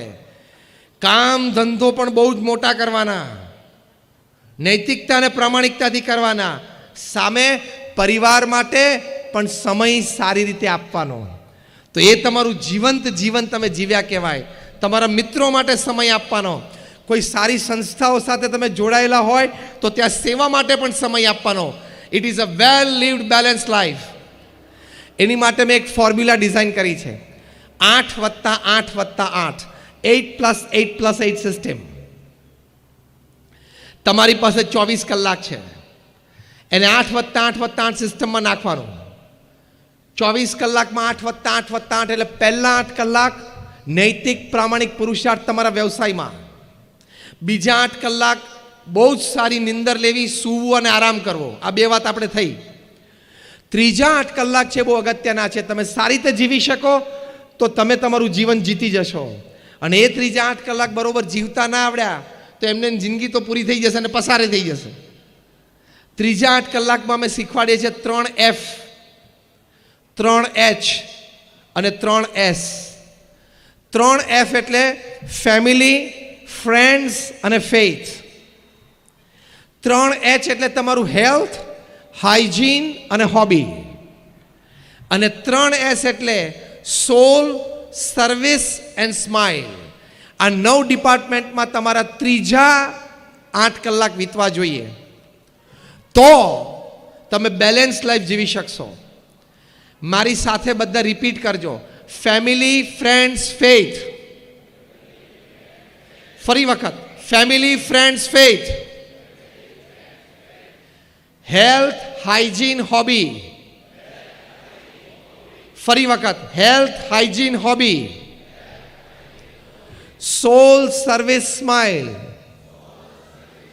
સોલ, સર્વિસ, સ્માઇલ. આ 9 ડિપાર્ટમેન્ટમાં તમારા ત્રીજા 8 કલાક જવા જોઈએ. તમે પ્રમુખ સ્વામી મહારાજને સવારે 45 મિનિટ પ્રાતઃ પૂજા કરતા જુઓ, તમને એમ લાગે કે આમને પૃથ્વી ઉપર પૂજા કર્યા સિવાય કોઈ કાર્યક્રમ જ નથી લાગતો. તમે એમને વહીવટી મિટિંગમાં બેઠેલા જુઓ તો એમ લાગે કે વોટ એન એડમિનિસ્ટ્રેટર, શું વહીવટદાર છે. સવાર અને સાંજ વોકિંગ કરવા માટે, પ્રાતઃ ભ્રમણ, સાયં ભ્રમણ માટે બહાર આવતા, ત્યારે પોતાની હેલ્થની પણ એટલી કાળજી રાખતા. આટલી મોટી જવાબદારી, આટલી મોટી સંસ્થા, દેશ પરદેશમાં 45 વર્ષ સુધી એક પણ દિવસની ચૂક વગર સવારે 6:40 વાગે પ્રમુખ સ્વામી મહારાજ વોકિંગ કરવા માટે આવતા. કેટલી નિયમિતતા. 6:39 પણ નહીં અને 6:41 પણ નહીં. 45 વર્ષ સુધી આ ટાઈમ એમણે મેન્ટેન કર્યો. 45 વર્ષ સુધી સવારે 7:30 વાગે સત્સંગ સભામાં પ્રાતઃ પૂજામાં આવી જતા એટલે આવી જતા. તમે આમ 7:25 થઈએ તો તમને હજી કોન્ફિડન્સ હોય કે હજી પ્રમુખ સ્વામી મહારાજ મંચ ઉપર નહીં જ આવ્યા હોય, અને 7:35 થઈ જાય ને તમને લાગે કે ના આવી ગયા હશે, અને આવી જ ગયા હોય. શેડ્યુલિંગ અને ટાઈમ મેનેજમેન્ટ કર્યો. જોઈએ ચલો ને કાલે તું આવજે ને પતી ગયું, તારું કશું નહીં થાય. એટલે આવી રીતે આ 9 ડિપાર્ટમેન્ટમાં તમારું જીવન વ્યતીત થવું જોઈએ. એટલે બેલેન્સ લાઈફ છે. ચોથી મોટી વાત, અભિગમો સવડા, હકારાત્મક અને ઊંચા રાખવા. નાની નાની વાતમાં અકળાઈ ના જવું, નાની નાની વાતમાં ઇરિટેશન ફ્રસ્ટ્રેશનમાં ના આવવું, નાની નાની વાતમાં ગભરાઈ ના જવું, શું થશે એવો વિચાર ના કરવો. આ ચોથો મોટો વિચાર તમને આપું છું જીવંત જીવન જીવવા માટે. આપણે તો હાથમાંથી કપરકા બી છૂટી જાય ને તો એટલે મરી ગયા, એટલે આમાં ના મરી જવાય. કપરકા બી હાથમાંથી છૂટી જાય ને ફૂટી જાય ને ચાપ ઢોળાઈ જાય તો પહેલો શબ્દ શું કે મરી ગયા, એટલે ના મરાય આમાં. એમ નાની નાની વાતમાં અભિગમો સવડા રાખવા. આપણે નાની નાની વાતમાં ગુસ્સે થઈ જઈએ, નાની નાની વાતમાં અકળાઈ જઈએ તો આપણી સ્ટેબિલિટી અને સ્થિરતા ક્યાં રહી? એટલું તો માઇન્ડ સ્ટ્રોંગ રાખવાનું. You should have your mind strong that no circumstances and situations can disturb me. એટલે કે કોઈ પણ સંજોગો અને પરિસ્થિતિ મને ડિસ્ટર્બ ના કરી શકવી જોઈએ. વરસાદ પડતો હોય પણ કોઈ કારણોસર તમારે ઘરની બહાર જવાનું થયું, કોઈ વડીલની દવા હોય, કોઈ નાના બાળકની દવા લેવા જવાનું થયું, XYZ કોઈ પણ કામ માટે, પણ વરસાદ પડતો હોય તો પલળવું ના હોય તો આપણે શું કરીએ? રેઇનકોટ પહેરી લઈએ, છત્રી રાખી દઈએ, અને પૈસા છે ભેગા લઈ ગયા હોય પ્લાસ્ટિકની કોથળીમાં રબર બેન્ડ ચડાવી દઈએ તો કાંઈ તકલીફ છે? વરસાદ બંધ નહીં રહે, આપણે રેઇનકોટ અને છત્રી લઈ લેવાના. એમ પરિસ્થિતિ અને સંજોગો તો પ્રતિકૂળ રહેવાના. તમારી ડિફેન્સ સિસ્ટમ તમારે પાવરફુલ રાખવાની, તો સ્થિરતાથી, સ્ટેબિલિટીથી, એટીટ્યુડ સાથે જીવાય. પ્રમુખ સ્વામી મહારાજ એક વખત ન્યુયોર્કમાં હતા. રૂમ બહુ નાની હતી. કોઈ કહ્યું સ્વામી આ રૂમ બહુ નાની છે. પ્રમુખ સ્વામી મહારાજે કહ્યું કે નાની રૂમ બહુ સારી, પાવર ઓછો બળે. 2 ના બદલે 1 ટ્યુબલાઇટ જોઈએ. એક જ અઠવાડિયા પછી પ્રમુખ સ્વામી મહારાજ ટોરન્ટોમાં હતા, કેનેડામાં. કોઈએ કહ્યું સ્વામી આ મોટી રૂમ બહુ સારી, કારણ કે રૂમ મોટી હતી, સ્પેશિયસ હતી. કે કહ્યું સ્વામી આ મોટી રૂમ બહુ સારી. પ્રમુખ સ્વામી મહારાજ તરત બોલ્યા હા મોટી રૂમ સારી, વધારે લોકો આવી શકે અને બેસી શકે. ખબર પડી? આ નાની રૂમ પણ સારી, મોટી રૂમ પણ સારી. શું વિચારો છો ને એની ઉપર નક્કી થાય છે આ વાત. નહીં તો બેયમાં તકલીફ હોય, આપણે તો બેયમાં ફરિયાદ હોય. એટલે નાની નાની વાત માટે ચૂ ચૂ ચૂ ચૂ ચૂ ચૂ નહીં કરવાનું. આપણો સ્વભાવ કેવો છે? નાની નાની વાતમાં શંકા જાય. You will not live a live living. જીવંત જીવન તમે નહીં જીવી શકો જો નાની નાની વાતમાં તમે ચૂ ચૂ ચૂ ચૂ કરશો તો. આપણે પાર્ટીમાં કે ગેધરિંગમાં કે લગ્ન પ્રસંગે ગયા હોય ને, કોઈક આપણી સામે આમ 2-3 વખત જોવે ને તો વિચાર શરૂ થાય કેમ જોતો હશે, કેમ જોતો હશે. હવે એનો ઉત્તર આપું તમને, કેમ જોતો હતો? આપું ઉત્તર. એને આંખ છે ને જોવે. તે બહુ વધારે પડતું માની લીધું કે મારી સામે જોતો હતો, અને 2 જ વાર જોયેલું. તું જે 5 વારની વાત કરે છે ને બાકીની 3 વાર તો આમ જોતો હતો ને તું વચ્ચે આવી ગયેલો.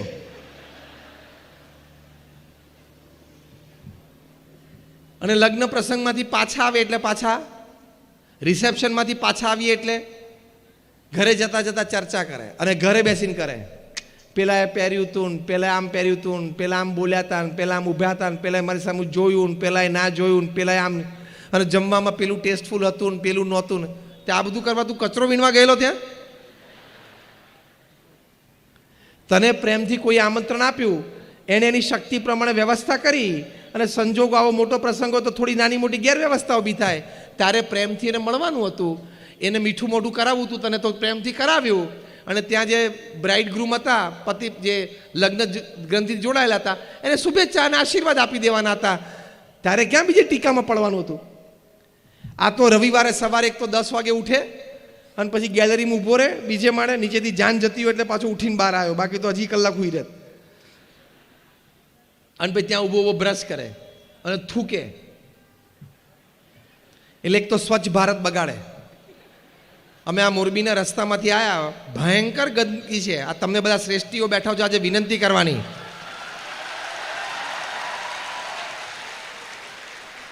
શું કચરો પડ્યો છે મોરબીમાં રોડ ઉપર.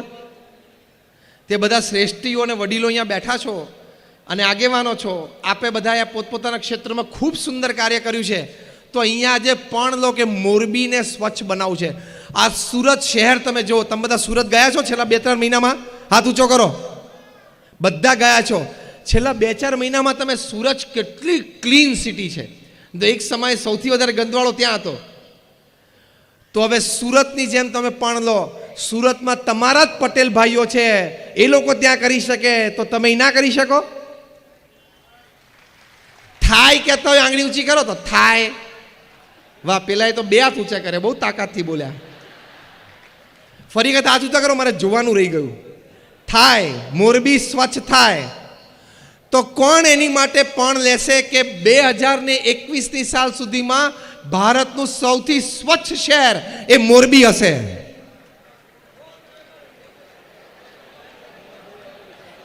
જે કહેતા હોય એકવાર ઊભા થઈને બેસો એટલે મને ખબર પડે. એકવાર ઊભા થાઓ કે જે 2021માં મોરબી સૌથી સ્વચ્છ શહેર. એકવાર ઊભા થઈને બેસો એટલે ખબર પડે. Thank you very much. I give you a big hand.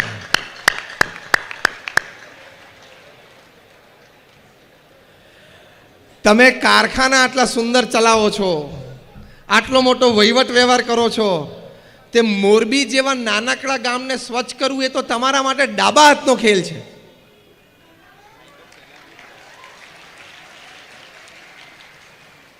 હું તમને ત્યાં સુધી કહું કે બોલો, તમારા કારખાનામાં જેટલા કારીગરો કામ કરે છે ને, કર્મચારીઓ જેટલા છે કે જેટલા મજૂરો છે,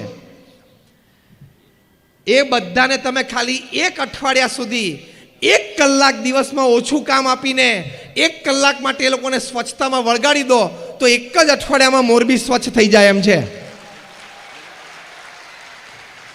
તમને રહેવાની મજા આવે. સવારના પહોરમાં મોર્નિંગ વોકમાં તમને મજા આવે. તમે આમ ગાડી લઈને નીકળ્યા હોય તો તમને આનંદ થાય કે આપણું શહેર કેટલું સ્વચ્છ અને સુઘડ છે. જેટલા કારખાનાવાળા અહીંયા બેઠા છે ને, બધાના વિનંતી, હું તમને આ પ્રોજેક્ટ આપું છું કે હવે આવતા દિવસથી, કાલથી કે પરમ દિવસથી, જ્યારથી શરૂ કરો, ખાલી 1 કલાક કામ સાંજે વહેલું બંધ કરવાનું. 1 કલાક. અને બધા જ તમારા કર્મચારીઓ, તમારા મજૂરો જે હોય, અને તમે પણ, પ્રધાનમંત્રી શ્રી એ પોતે આ કક્ષાએથી ઝાડુ લઈને ઝાડુ વાળી શકતા હોય તો આપણે તો નાગરિક છીએ ને, આપણે તો કરવું જોઈએ કે નહીં? તમે પણ જોડાજો. હું માનું છું ત્યાં સુધી 1 અઠવાડિયામાં મોરબી સ્વચ્છ થઈ જાય. થાય કે ના થાય? જરા આમ જોરથી બોલો તો. મારું મોરબી સ્વચ્છ મોરબી. મારું મોરબી સ્વચ્છ મોરબી. તો આ તમને આવતા અઠવાડિયા માટેનો પ્રોજેક્ટ છે. તો આપણે આ વાત સમજતા હતા કે આવી સેવાની ભાવના અને આવા સંસ્કારથી તમે તમારું જીવન છે જીવંત બનાવી શકો છો. તો આજે મેં તમને હેલ્થ હાઇજીન હોબી કીધી, એમાં હાઇજીનની આ વાત કરી. તો 8+8+8ની સિસ્ટમમાં હું બહુ ડિટેલમાં નથી જતો. મેં તમને શબ્દ નામાભીકરણ આપી દીધું, એમાંથી 1-2ની ડિટેલમાં વાત કરી, બાકીની તમે સમજી શકો છો. અને છેલ્લી મોટી વાત અને 5મો મોટો વિચાર એ તમારા ભગવાન પ્રત્યેની શ્રદ્ધા અને ભગવાન પ્રત્યેની ભક્તિ છે. તમે એમ ન માનતા કે અમે સંત છીએ આ વાત કરીએ છીએ. As I tell you, I am a man of science અને મેન ઓફ સ્પિરિચ્યુઆલિટી. હું વિજ્ઞાનથી પણ વાત કરીશ અને અધ્યાત્મની વાત કરીશ. તમે બેઠા છો, તમારામાંથી નાસ્તિકમાં નાસ્તિક પાસે જે નાસ્તિકપણાનો પ્રશ્ન હોય ને મારી પાસે લાવજો. હું તમને 15 મિનિટમાં વૈજ્ઞાનિક દ્રષ્ટિકોણથી તમને લોજિકલી સાબિત કરીશ કે વિજ્ઞાને આજે અધ્યાત્મની કેટલી સાબિતી આપી છે. ઇન્ટરનેશનલ કોન્ફરન્સીસમાં 50,000થી પણ વધારે research papers, survey papers by man of science, વૈજ્ઞાનિકો દ્વારા પ્રસ્તુત થયા છે, જેમાં ભગવાન પ્રત્યેની શ્રદ્ધા, ભગવાન પ્રત્યેની ભક્તિ, ભગવાનનું કંઈક નામ સ્મરણ, મંદિરે દર્શન, સંત સમાગમ, સત્શાસ્ત્રોનો અભ્યાસ, એવા કોઈક પ્રકારે તમે ભગવાન સાથેનો સંબંધ હશે, તમને ફિઝિકલ, મેન્ટલ, ઇમોશનલ, મોરલ કેટલો બધો લાભ થાય છે. આપણા સત્શાસ્ત્રોમાં જે વાતો લખી છે ને બધી વિજ્ઞાને સાબિત કરી છે. એટલે કોઈ અત્યારે બોલી શકે એમ નથી કે આ વાત તો ઠીક છે ને આ વાત તો ખોટી છે ને આમાં કોણે જોયું છે ને. એ જે બોલે છે ને એ અજ્ઞાન છે, એને માહિતી નથી, અને કાં તો અહમથી બોલે છે. તમને જે વાત અધ્યાત્મની ખોટી લાગતી હોય ને એ તમે મારી પાસે લાવજો, એ વૈજ્ઞાનિક દ્રષ્ટિએ સાબિત થઈ ગઈ છે, એ હું તમને લોજિકલ પ્રૂફ આપીશ. આપણા સત્શાસ્ત્રોમાં ભગવાનનું નામ સ્મરણ, તમે ભગવાન રામમાં માનતા હોય, ભગવાન કૃષ્ણમાં માનતા હોય, ભગવાન મહાવીરમાં માનતા હોય, ભગવાન સ્વામિનારાયણમાં માનતા હોય, જે પણ ભગવાનના સ્વરૂપમાં તમે માનતા હો, બધા એક છે.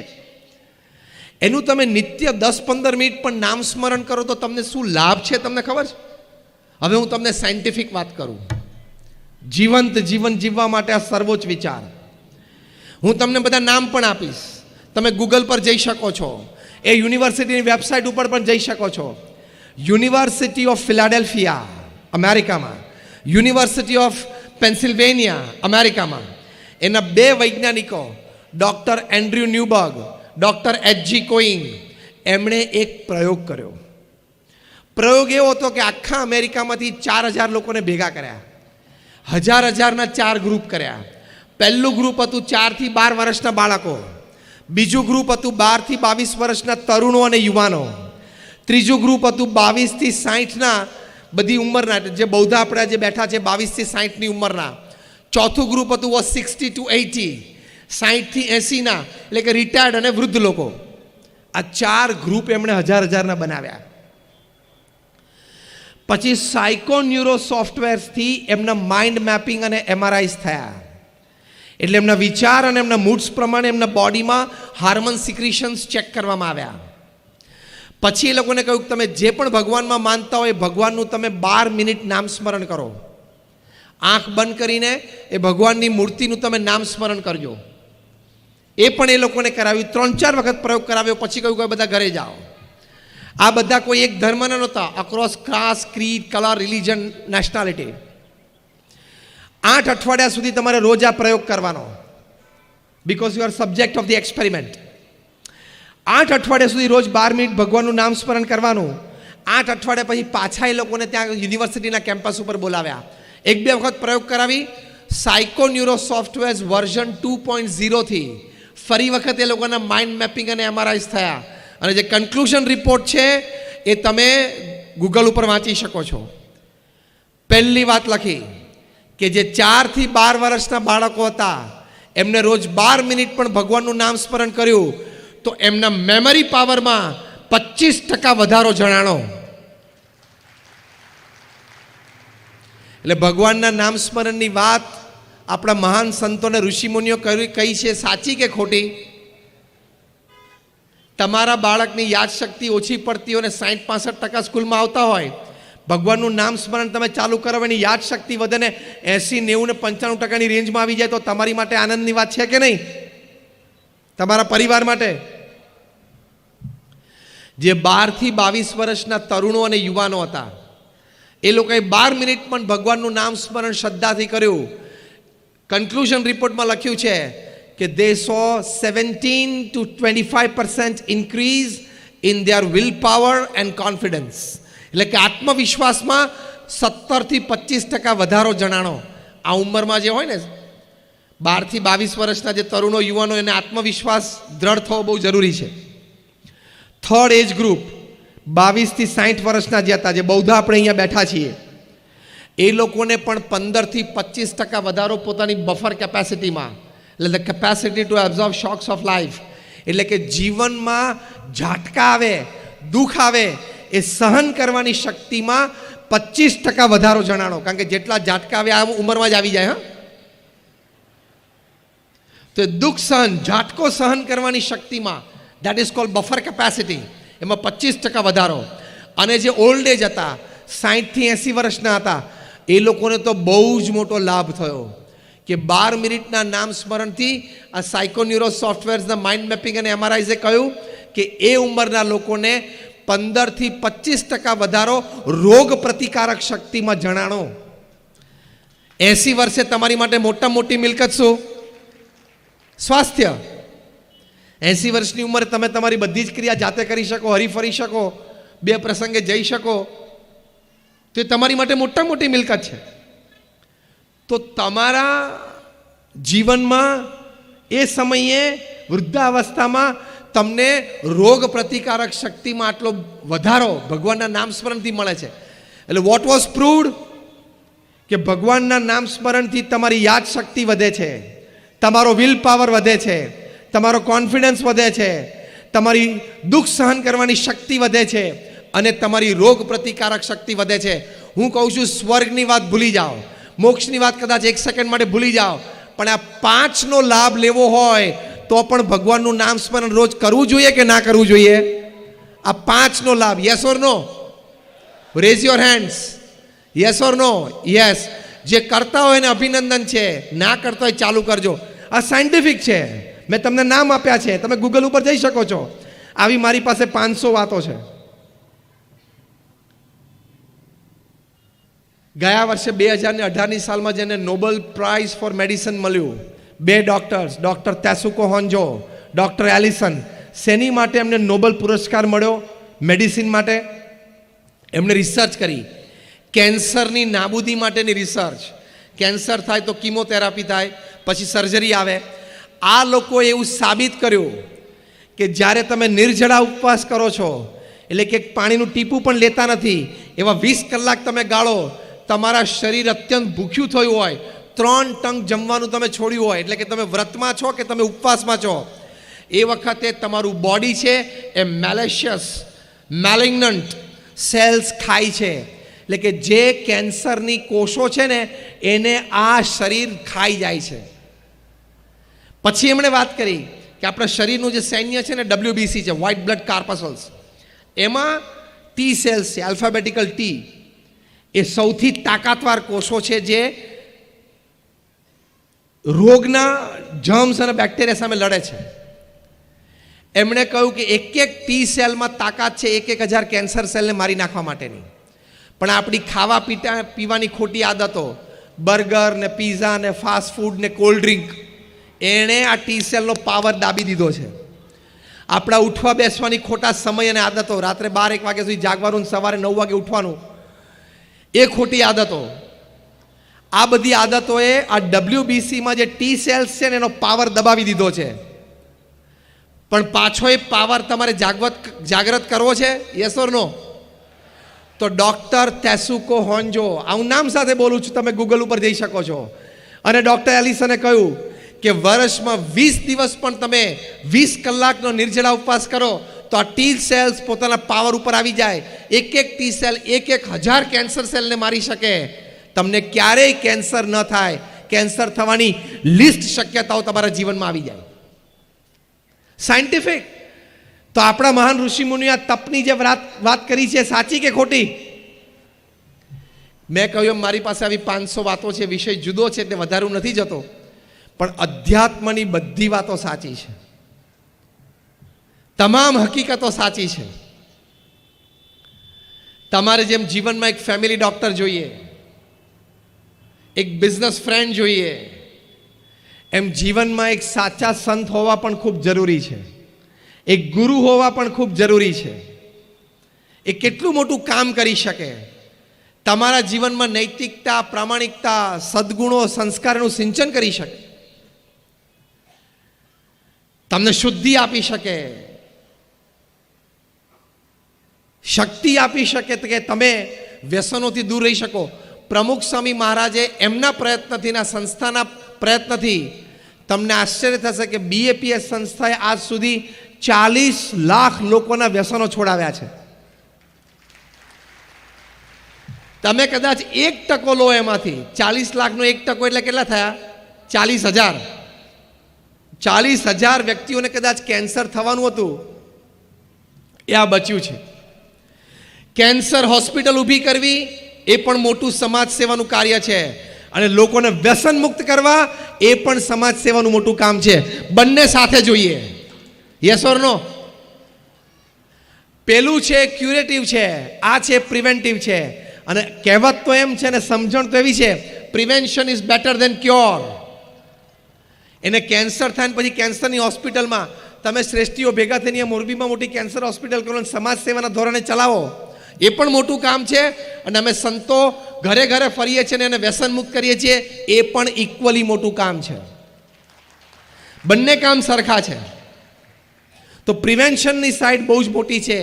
આપણી સંસ્થાઓ જે એનજીઓ કામ કરતી હોય, પ્રિવેન્શન સાઈડ ઉપર કામ કરતી હોય, મૂળમાં કામ કરતી હોય, તો આવા સંત છે એ જીવનમાં તમને બહુ જ મોટું કામ આપી શકે, એ બહુ જ મોટા સંસ્કારો આપી શકે. આ દિલ્હી અક્ષરધામ અમે બાંધ્યું, આજે વાતને 14.5 વર્ષ પૂરા થયા. અમારી એવરેજ આવી રોજના 17,000 લોકો, 17,000 footfalls per day. But thousands of people change their life for the better. હજારો લોકોના જીવનમાં કેવા પરિવર્તનો આવ્યા. ખૂબ પ્રસંગો છે. એક નાનો પ્રસંગ હું તમને કહું, 2006ની સાલનો. એક સામાન્ય વ્યક્તિએ વિઝિટર્સ બુકમાં લખેલું कि मैं हरियाणा के एक छोटे से गांव में से आता हूं, मेरा व्यवसाय ये है कि मैं घर घर जाके दूध बांटता हूं. हमारे गांव में कोई 70-80 घर है, हम 2-3 दूध वाले हैं. साइकिल में दूध के कैन लेके हम घर घर जाते हैं, सुबह शाम दूध बांटते हैं. मेरी उम्र 50 साल की है. मैं दिल्ली सिर्फ 2 दफा आया हूं. एक बार कोई हमारे गांव में बड़े घर में शादी थी तो मैं बारात में आया था, और दूसरी दफा अभी आया. लोगों ने कहा चलो अक्षरधाम देखने के लिए चलते, इसलिए मैं आज आया. यहां अक्षरधाम देखा, प्रदर्शनी देखी, इतनी प्रेरणाएं मिली कि आज से मैं प्रतिज्ञा लेता हूं कि मैं अपने दूध में पानी नहीं डालूंगा. એને એના ગામડે જઈને વાત કરી, હું મારા દૂધમાં પાણી નહીં નાખું ભાઈ. મને આવી સરસ પ્રેરણા મળી. બાકીના 2 દૂધવાળાએ પણ એ પ્રેરણા લીધી. એટલે અમે કહીએ છીએ કે હરિયાણાનું એ નાનું ગામડું જ્યાં ઘરે ઘર બધા સારું દૂધ પીવે છે ને, એ અક્ષરધામના કારણે.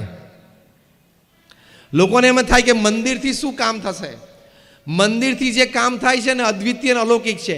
ભુજમાં જ્યારે ભૂકંપ આવ્યો 2001ની સાલમાં 26મી જાન્યુઆરીએ સવારે 8:45 વાગે, પ્રમુખ સ્વામી મહારાજ ત્યાં બરોડામાં હતા. ત્યાંથી એમણે ફોન કર્યો કે તાત્કાલિક રસોડું ચાલુ કરો. આપણું મંદિર પડી ગયું છે કે ઊભું છે? પહેલાં તો એ પૂછ્યું, તો કે ઊભું છે. સ્વામી કે તો રસોડું ચાલુ કરો. અમે સંતોને સ્વયંસેવકોએ રસોડું ચાલુ કર્યું, કારણ કે પ્રમુખ સ્વામી કે હમણાં 3 કલાક પછી 12 વાગશે, લોકો ભૂખ્યા થશે, જમશે ક્યાં?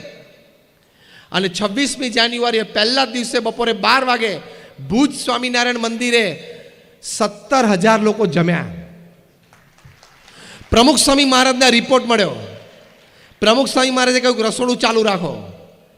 અને આવતા 10 મહિના સુધી 3 ટંક થઈને રોજ 85,000 લોકો અમારે ત્યાં પ્રેમથી જમતા, નિઃશુલ્ક.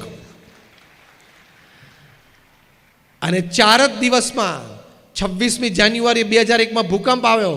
ચોથા જ દિવસે 30મી જાન્યુઆરીએ પ્રમુખ સ્વામી મહારાજે મુંબઈથી 800 ટનનું જહાજ મુન્દ્રા પોર્ટ ઉપર મૂકી દીધું. અને અમે લોકોએ 10 જ દિવસમાં 509 ગામોમાં આ રિલીફ કિટ પહોંચાડી. પછી જ્યારે પુનર્વસન શરૂ થયું, પ્રમુખ સ્વામી મહારાજે કહ્યું કે આપણે ગામો દત્તક રાખવા છે. BAPS સંસ્થાએ 9 ગામ દત્તક રાખ્યા અને 1500 ઘર બાંધી આપ્યા. આ હું 2001, 2, 3, 4ની વાત કરું છું.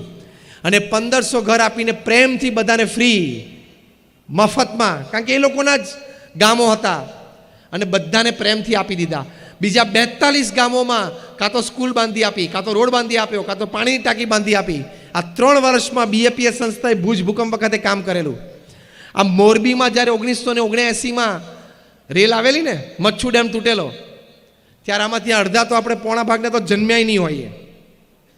અને આ બધા વડીલો બેઠા છે, બધા નાના હશે, પણ સ્મૃતિ તો હશે, અહીંયા રહેતા હશો તો. પ્રમુખ સ્વામી મહારાજ તાત્કાલિક ઓલ ઇન્ડિયા રેડિયોના રેલવે સ્ટેશન ઉપર ગયા અને ત્યાંથી જાહેરાત કરી. પ્રમુખ સ્વામી મહારાજે આપણા સ્વયંસેવકો તાત્કાલિક મોરબી પહોંચો. અને જે દિવસે રેલ આવી એ જ દિવસે સાંજે 1500 સ્વયંસેવકો અહીંયા મોરબીમાં હતા. પ્રમુખ સ્વામી મહારાજ જાતે અહીંયા રહ્યા અને બધું જ સફાઈ, કારણ કે કાદવ કીચડ છે, એક બીજા માળ સુધી પહોંચી ગયેલો, એ બધી જ સફાઈ કરાવી. અહીંયા મુસલમાન જ્ઞાતિ આવીને પ્રમુખ સ્વામી મહારાજને કહ્યું કે થોડા દિવસ પછી અમારી ઈદ છે, પણ અમારા મસ્જિદમાં તો આટલો બધો ગારો ભરાયેલો છે.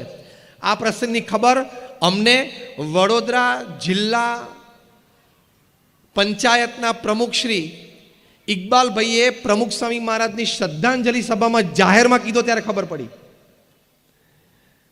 કે અમે 5-7 અમે મુસલમાન યુવાનો પ્રમુખ સ્વામી મહારાજ પાસે ત્યાં મોરબીમાં ગયા કે અમારી મસ્જિદમાં અહીંયા ઘણો ગારો ભરાયેલો છે, અમે તો સાફ કરી નહીં શકીએ કારણ કે અમે ઓછા છીએ. પ્રમુખ સ્વામી મહારાજ જાતે મસ્જિદમાં ગયા. આ 1979ની વાત કરું છું. અને એસેસમેન્ટ કર્યું કે ભાઈ આમાં કેટલું માણસો સ્વયંસેવકો જોશે. રાત્રે સ્વયંસેવકોની ફાળવણી પ્રમુખ સ્વામી જાતે કરતા અને 100 સ્વયંસેવકોને કહ્યું કે તમારે 3 દિવસમાં મસ્જિદ સંપૂર્ણ સફાઈ કરવાની. એ કરી અને ઈદ આવી ત્યારે મોરબી, વાંકાનેર, આજુબાજુના ગામોમાંથી 5000 મુસલમાન ભાઈઓ ભેગા થયેલા. પ્રમુખ સ્વામી મહારાજે બુંદીના લાડુ બનાવડાવ્યા અને બધા 5000 મુસલમાનોને પ્રેમથી પોતાના હાથે બુંદીના લાડુ જમાડેલા. એક સાચા સંત સમાજમાં કેવા પ્રસંગો ઊભા કરે, કેવું કામ કરી શકે, એ અનબિલીવેબલ છે. તો જીવનમાં આ પણ જરૂરી છે. દાદરાનગર હવેલીમાં પ્રમુખ સ્વામી મહારાજ 72 ગામડામાં ઝૂંપડે ફરેલા છે.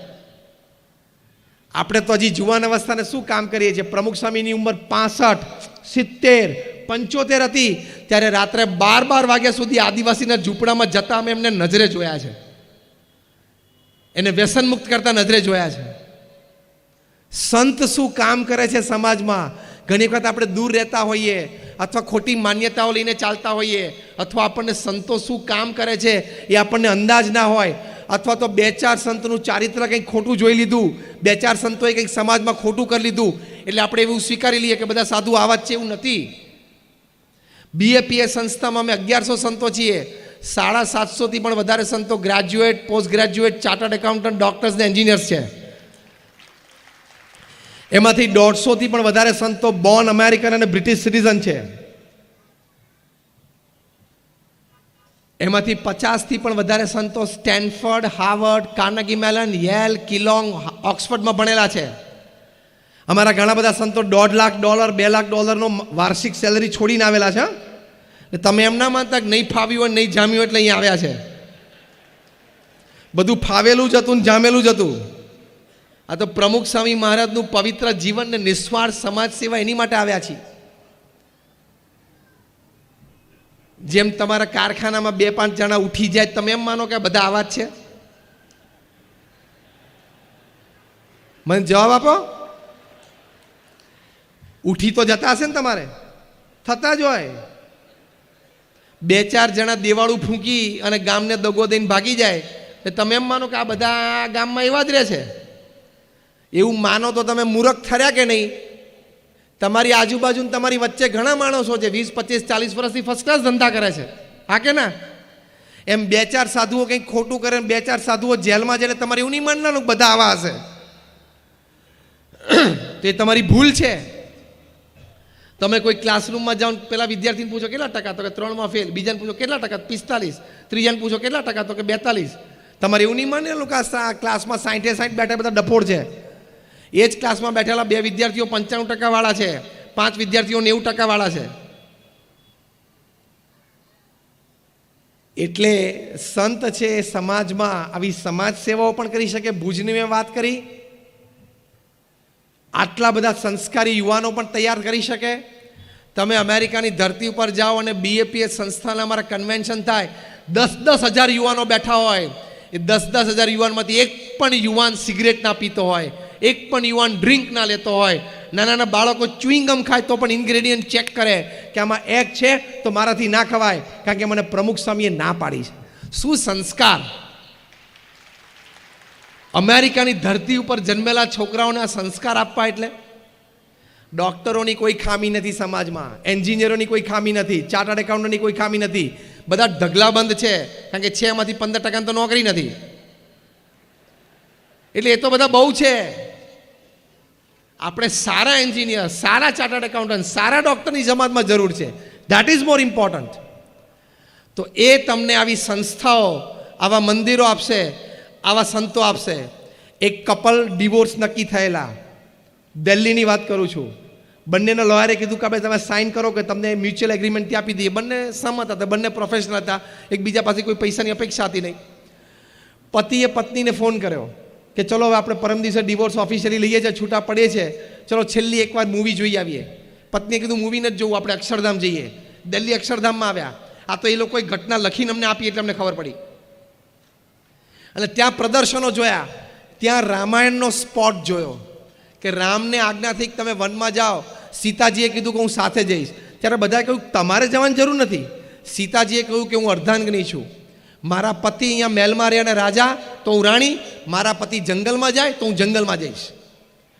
આ દ્રશ્ય જોયું, અમારા સ્પોટ ગાઈડ એનું વર્ણન કર્યું અને પતિ પત્ની બંનેને અંતરદ્રષ્ટિ થઈ. વિચાર આવ્યો, અને વિચાર આવ્યો એટલે પછી બંનેના આંખમાં આંસુ આવી ગયા. અમારા સ્પોટ બોયે કીધું કે કેન આઈ હેલ્પ યુ, તમને કંઈ મદદ કરી શકું? તો કે ના, લીવ અસ અલોન, અમને એકલા છોડી દો. બંને બહાર જઈને બેઠા અને બંને એકબીજાને કહ્યું કે આપણે ફરી વખત આપણા મેરેજને એક ચાન્સ આપીએ. પેલી બાઈને એમ થયું કે સીતાજીના વંશજમાં હું આવું છું, પેલા ભાઈને એમ થયું કે રામના વંશજમાં હું આવું છું. મારે આવા વિચારોને આવા પવિત્ર જીવન જીવવા જોઈએ. બંનેને પોતપોતાની ભૂલ સમજાણી, અંતરદ્રષ્ટિ થઈ અને દે સ્ટાર્ટેડ લિવિંગ ટુગેધર. પ્રયોગ ખાતર બંને સાથે રહ્યા કે એકવાર આપણે ટ્રાય કરીએ. આ 2006ની વાત, આજે 2020માં they are a happy family, એક સુખી પરિવાર છે. એટલે તમારે એમ નહીં સમજ રામાયણ ને મહાભારત બધા આટલા જૂના છે ને આજના જમાના રેલેવન્ટ નથી. It has the power. તમે જેટલા અહીંયા બેઠા છો ને બધાનું એક ચેલેન્જ અને ગેરંટી આપું. તમારા જીવનનો કોઈ પણ પ્રસંગ તમે લઈ લો, રાત્રે ઘરે જઈને ઉપાડજો, એ પ્રસંગ રામાયણ કે મહાભારતમાં ક્યાંક બન્યો જ હશે, તમે જોજો. એટલી વિશાળતા છે. સીધું જ તમને સોશિયલ કાઉન્સેલિંગ મળશે. માટે અનાદર ન રાખો. ધર્મમાં સમજણ ના પડતી હોય તો કેવું કે મને સમજણ નથી પડતી, મને પૂરું જ્ઞાન નથી, મેં આ પુસ્તકો વાંચેલા નથી. પણ દોડડાયા થઈને તમાકુની પિચકારી મારી મંદિરની જરૂર જ નથી એવું ના બોલવું. એવું દોડડા પણ હું ના કરું. પાનની પિચકારી ગમે ત્યાં મારી સ્વચ્છ ભારત બગડવાને મંદિરની કંઈ જરૂર જ નથી. પણ તું મંદિરમાં આવ્યો છું, તે જોયું છે ત્યાં શું કામ થાય છે, ત્યાં સંતો રહે છે, શું કામ કરે છે ખબર છે? તો એ આટલું મોટું કામ આપી શકે છે. તમારા વ્યવસાયની દ્રષ્ટિએ ચલો એક છેલ્લી વાત કરી દઉં. મને એક જણાએ પૂછ્યું કે મંદિરની સમાજમાં શું જરૂર છે? મને એક લીટીમાં જવાબ આપો. એક લીટીમાં જવાબ આપો કે મંદિરની સમાજમાં જરૂર શું છે. મેં કહું તારી ભાષામાં તને જવાબ આપું. બસ તું કારખાના વાળો છું ને, એટલે હું તને તારી ભાષામાં જવાબ આપું. મેં કીધું એક લીટીમાં જવાબ એ છે, મંદિર્સ are the biggest employment generator industry of the country. સૌથી વધારે વ્યવસાય ઊભો કરે છે મંદિર. ખબર તમને? તમારા કારખાના નહીં. ભારતમાં 35 લાખ મંદિરો છે. એક મંદિર એવરેજ 10 જણાને કામ આપે એવું તમે સમજી લો. કારણ કે બહાર બેસીને કંકુ વેચતો હોય ને એને એમ્પ્લોયમેન્ટ મળે છે, અંદર પૂજારીઓને એને પગાર મળે છે એટલે એને એમ્પ્લોયમેન્ટ મળે છે.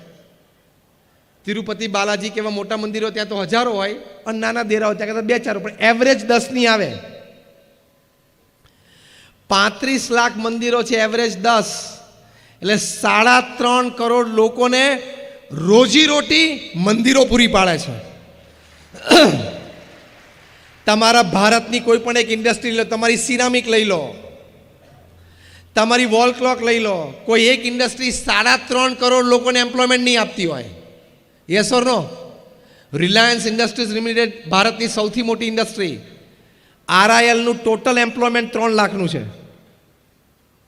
આવું 3.5 કરોડ લોકો મંદિરના લીધેની આજીવિકા ચાલે છે.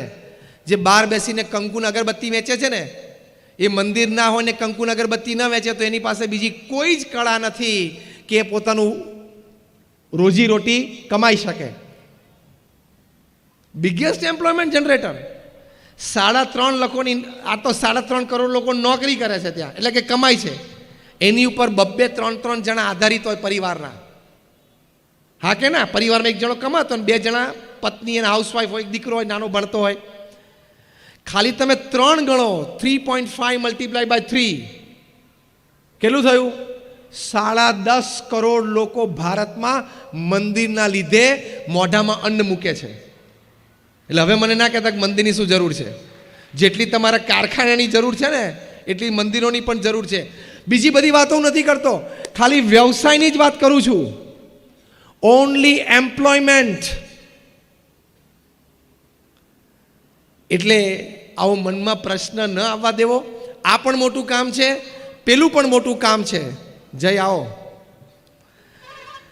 તો આ પણ મોટું કામ છે ને આ પણ મોટું કામ છે. એ મંદિર મોરબીમાં પ્રમુખ સ્વામી મહારાજે બહુ જ મોટું મંદિર બાંધવાનો સંકલ્પ કરેલો. હમણાં મહંત સ્વામી મહારાજ પણ પધારેલા, એમણે પણ ખાતમુહૂર્ત કર્યું છે. એટલે અહીંયા પણ મોટું અક્ષરધામ તુલ્ય એક મિની કેમ્પસ શરૂ થશે. અને અમારા હરીશમરણ સ્વામી બેઠા છે, ઊભા થાવ તો. આ અહીંયા 22 વર્ષથી અહીંયા મોરબીમાં ફરે છે, 22 યર્સ, અને એન્જિનિયર થયેલા છે. તમને એમ ના થાય કે અભણ છે. એ 22 વર્ષમાં એમણે સેંકડો લોકોને વ્યસન મુક્ત કર્યા છે. 22 વર્ષમાં સેંકડો વિદ્યાર્થીઓને ભણવાની પ્રેરણા આપીને એનો વિદ્યાભ્યાસ સુધાર્યો છે. સેંકડોને લોકોને આવા સંસ્કાર આપ્યા છે. એટલે મંદિર, what it gives to the society is immeasurable. It cannot be counted. એ ગણી નહીં શકાય, એ કોઈ માપદંડમાં નહીં આવે. એવું મોટું થાણું અહીંયા બને છે.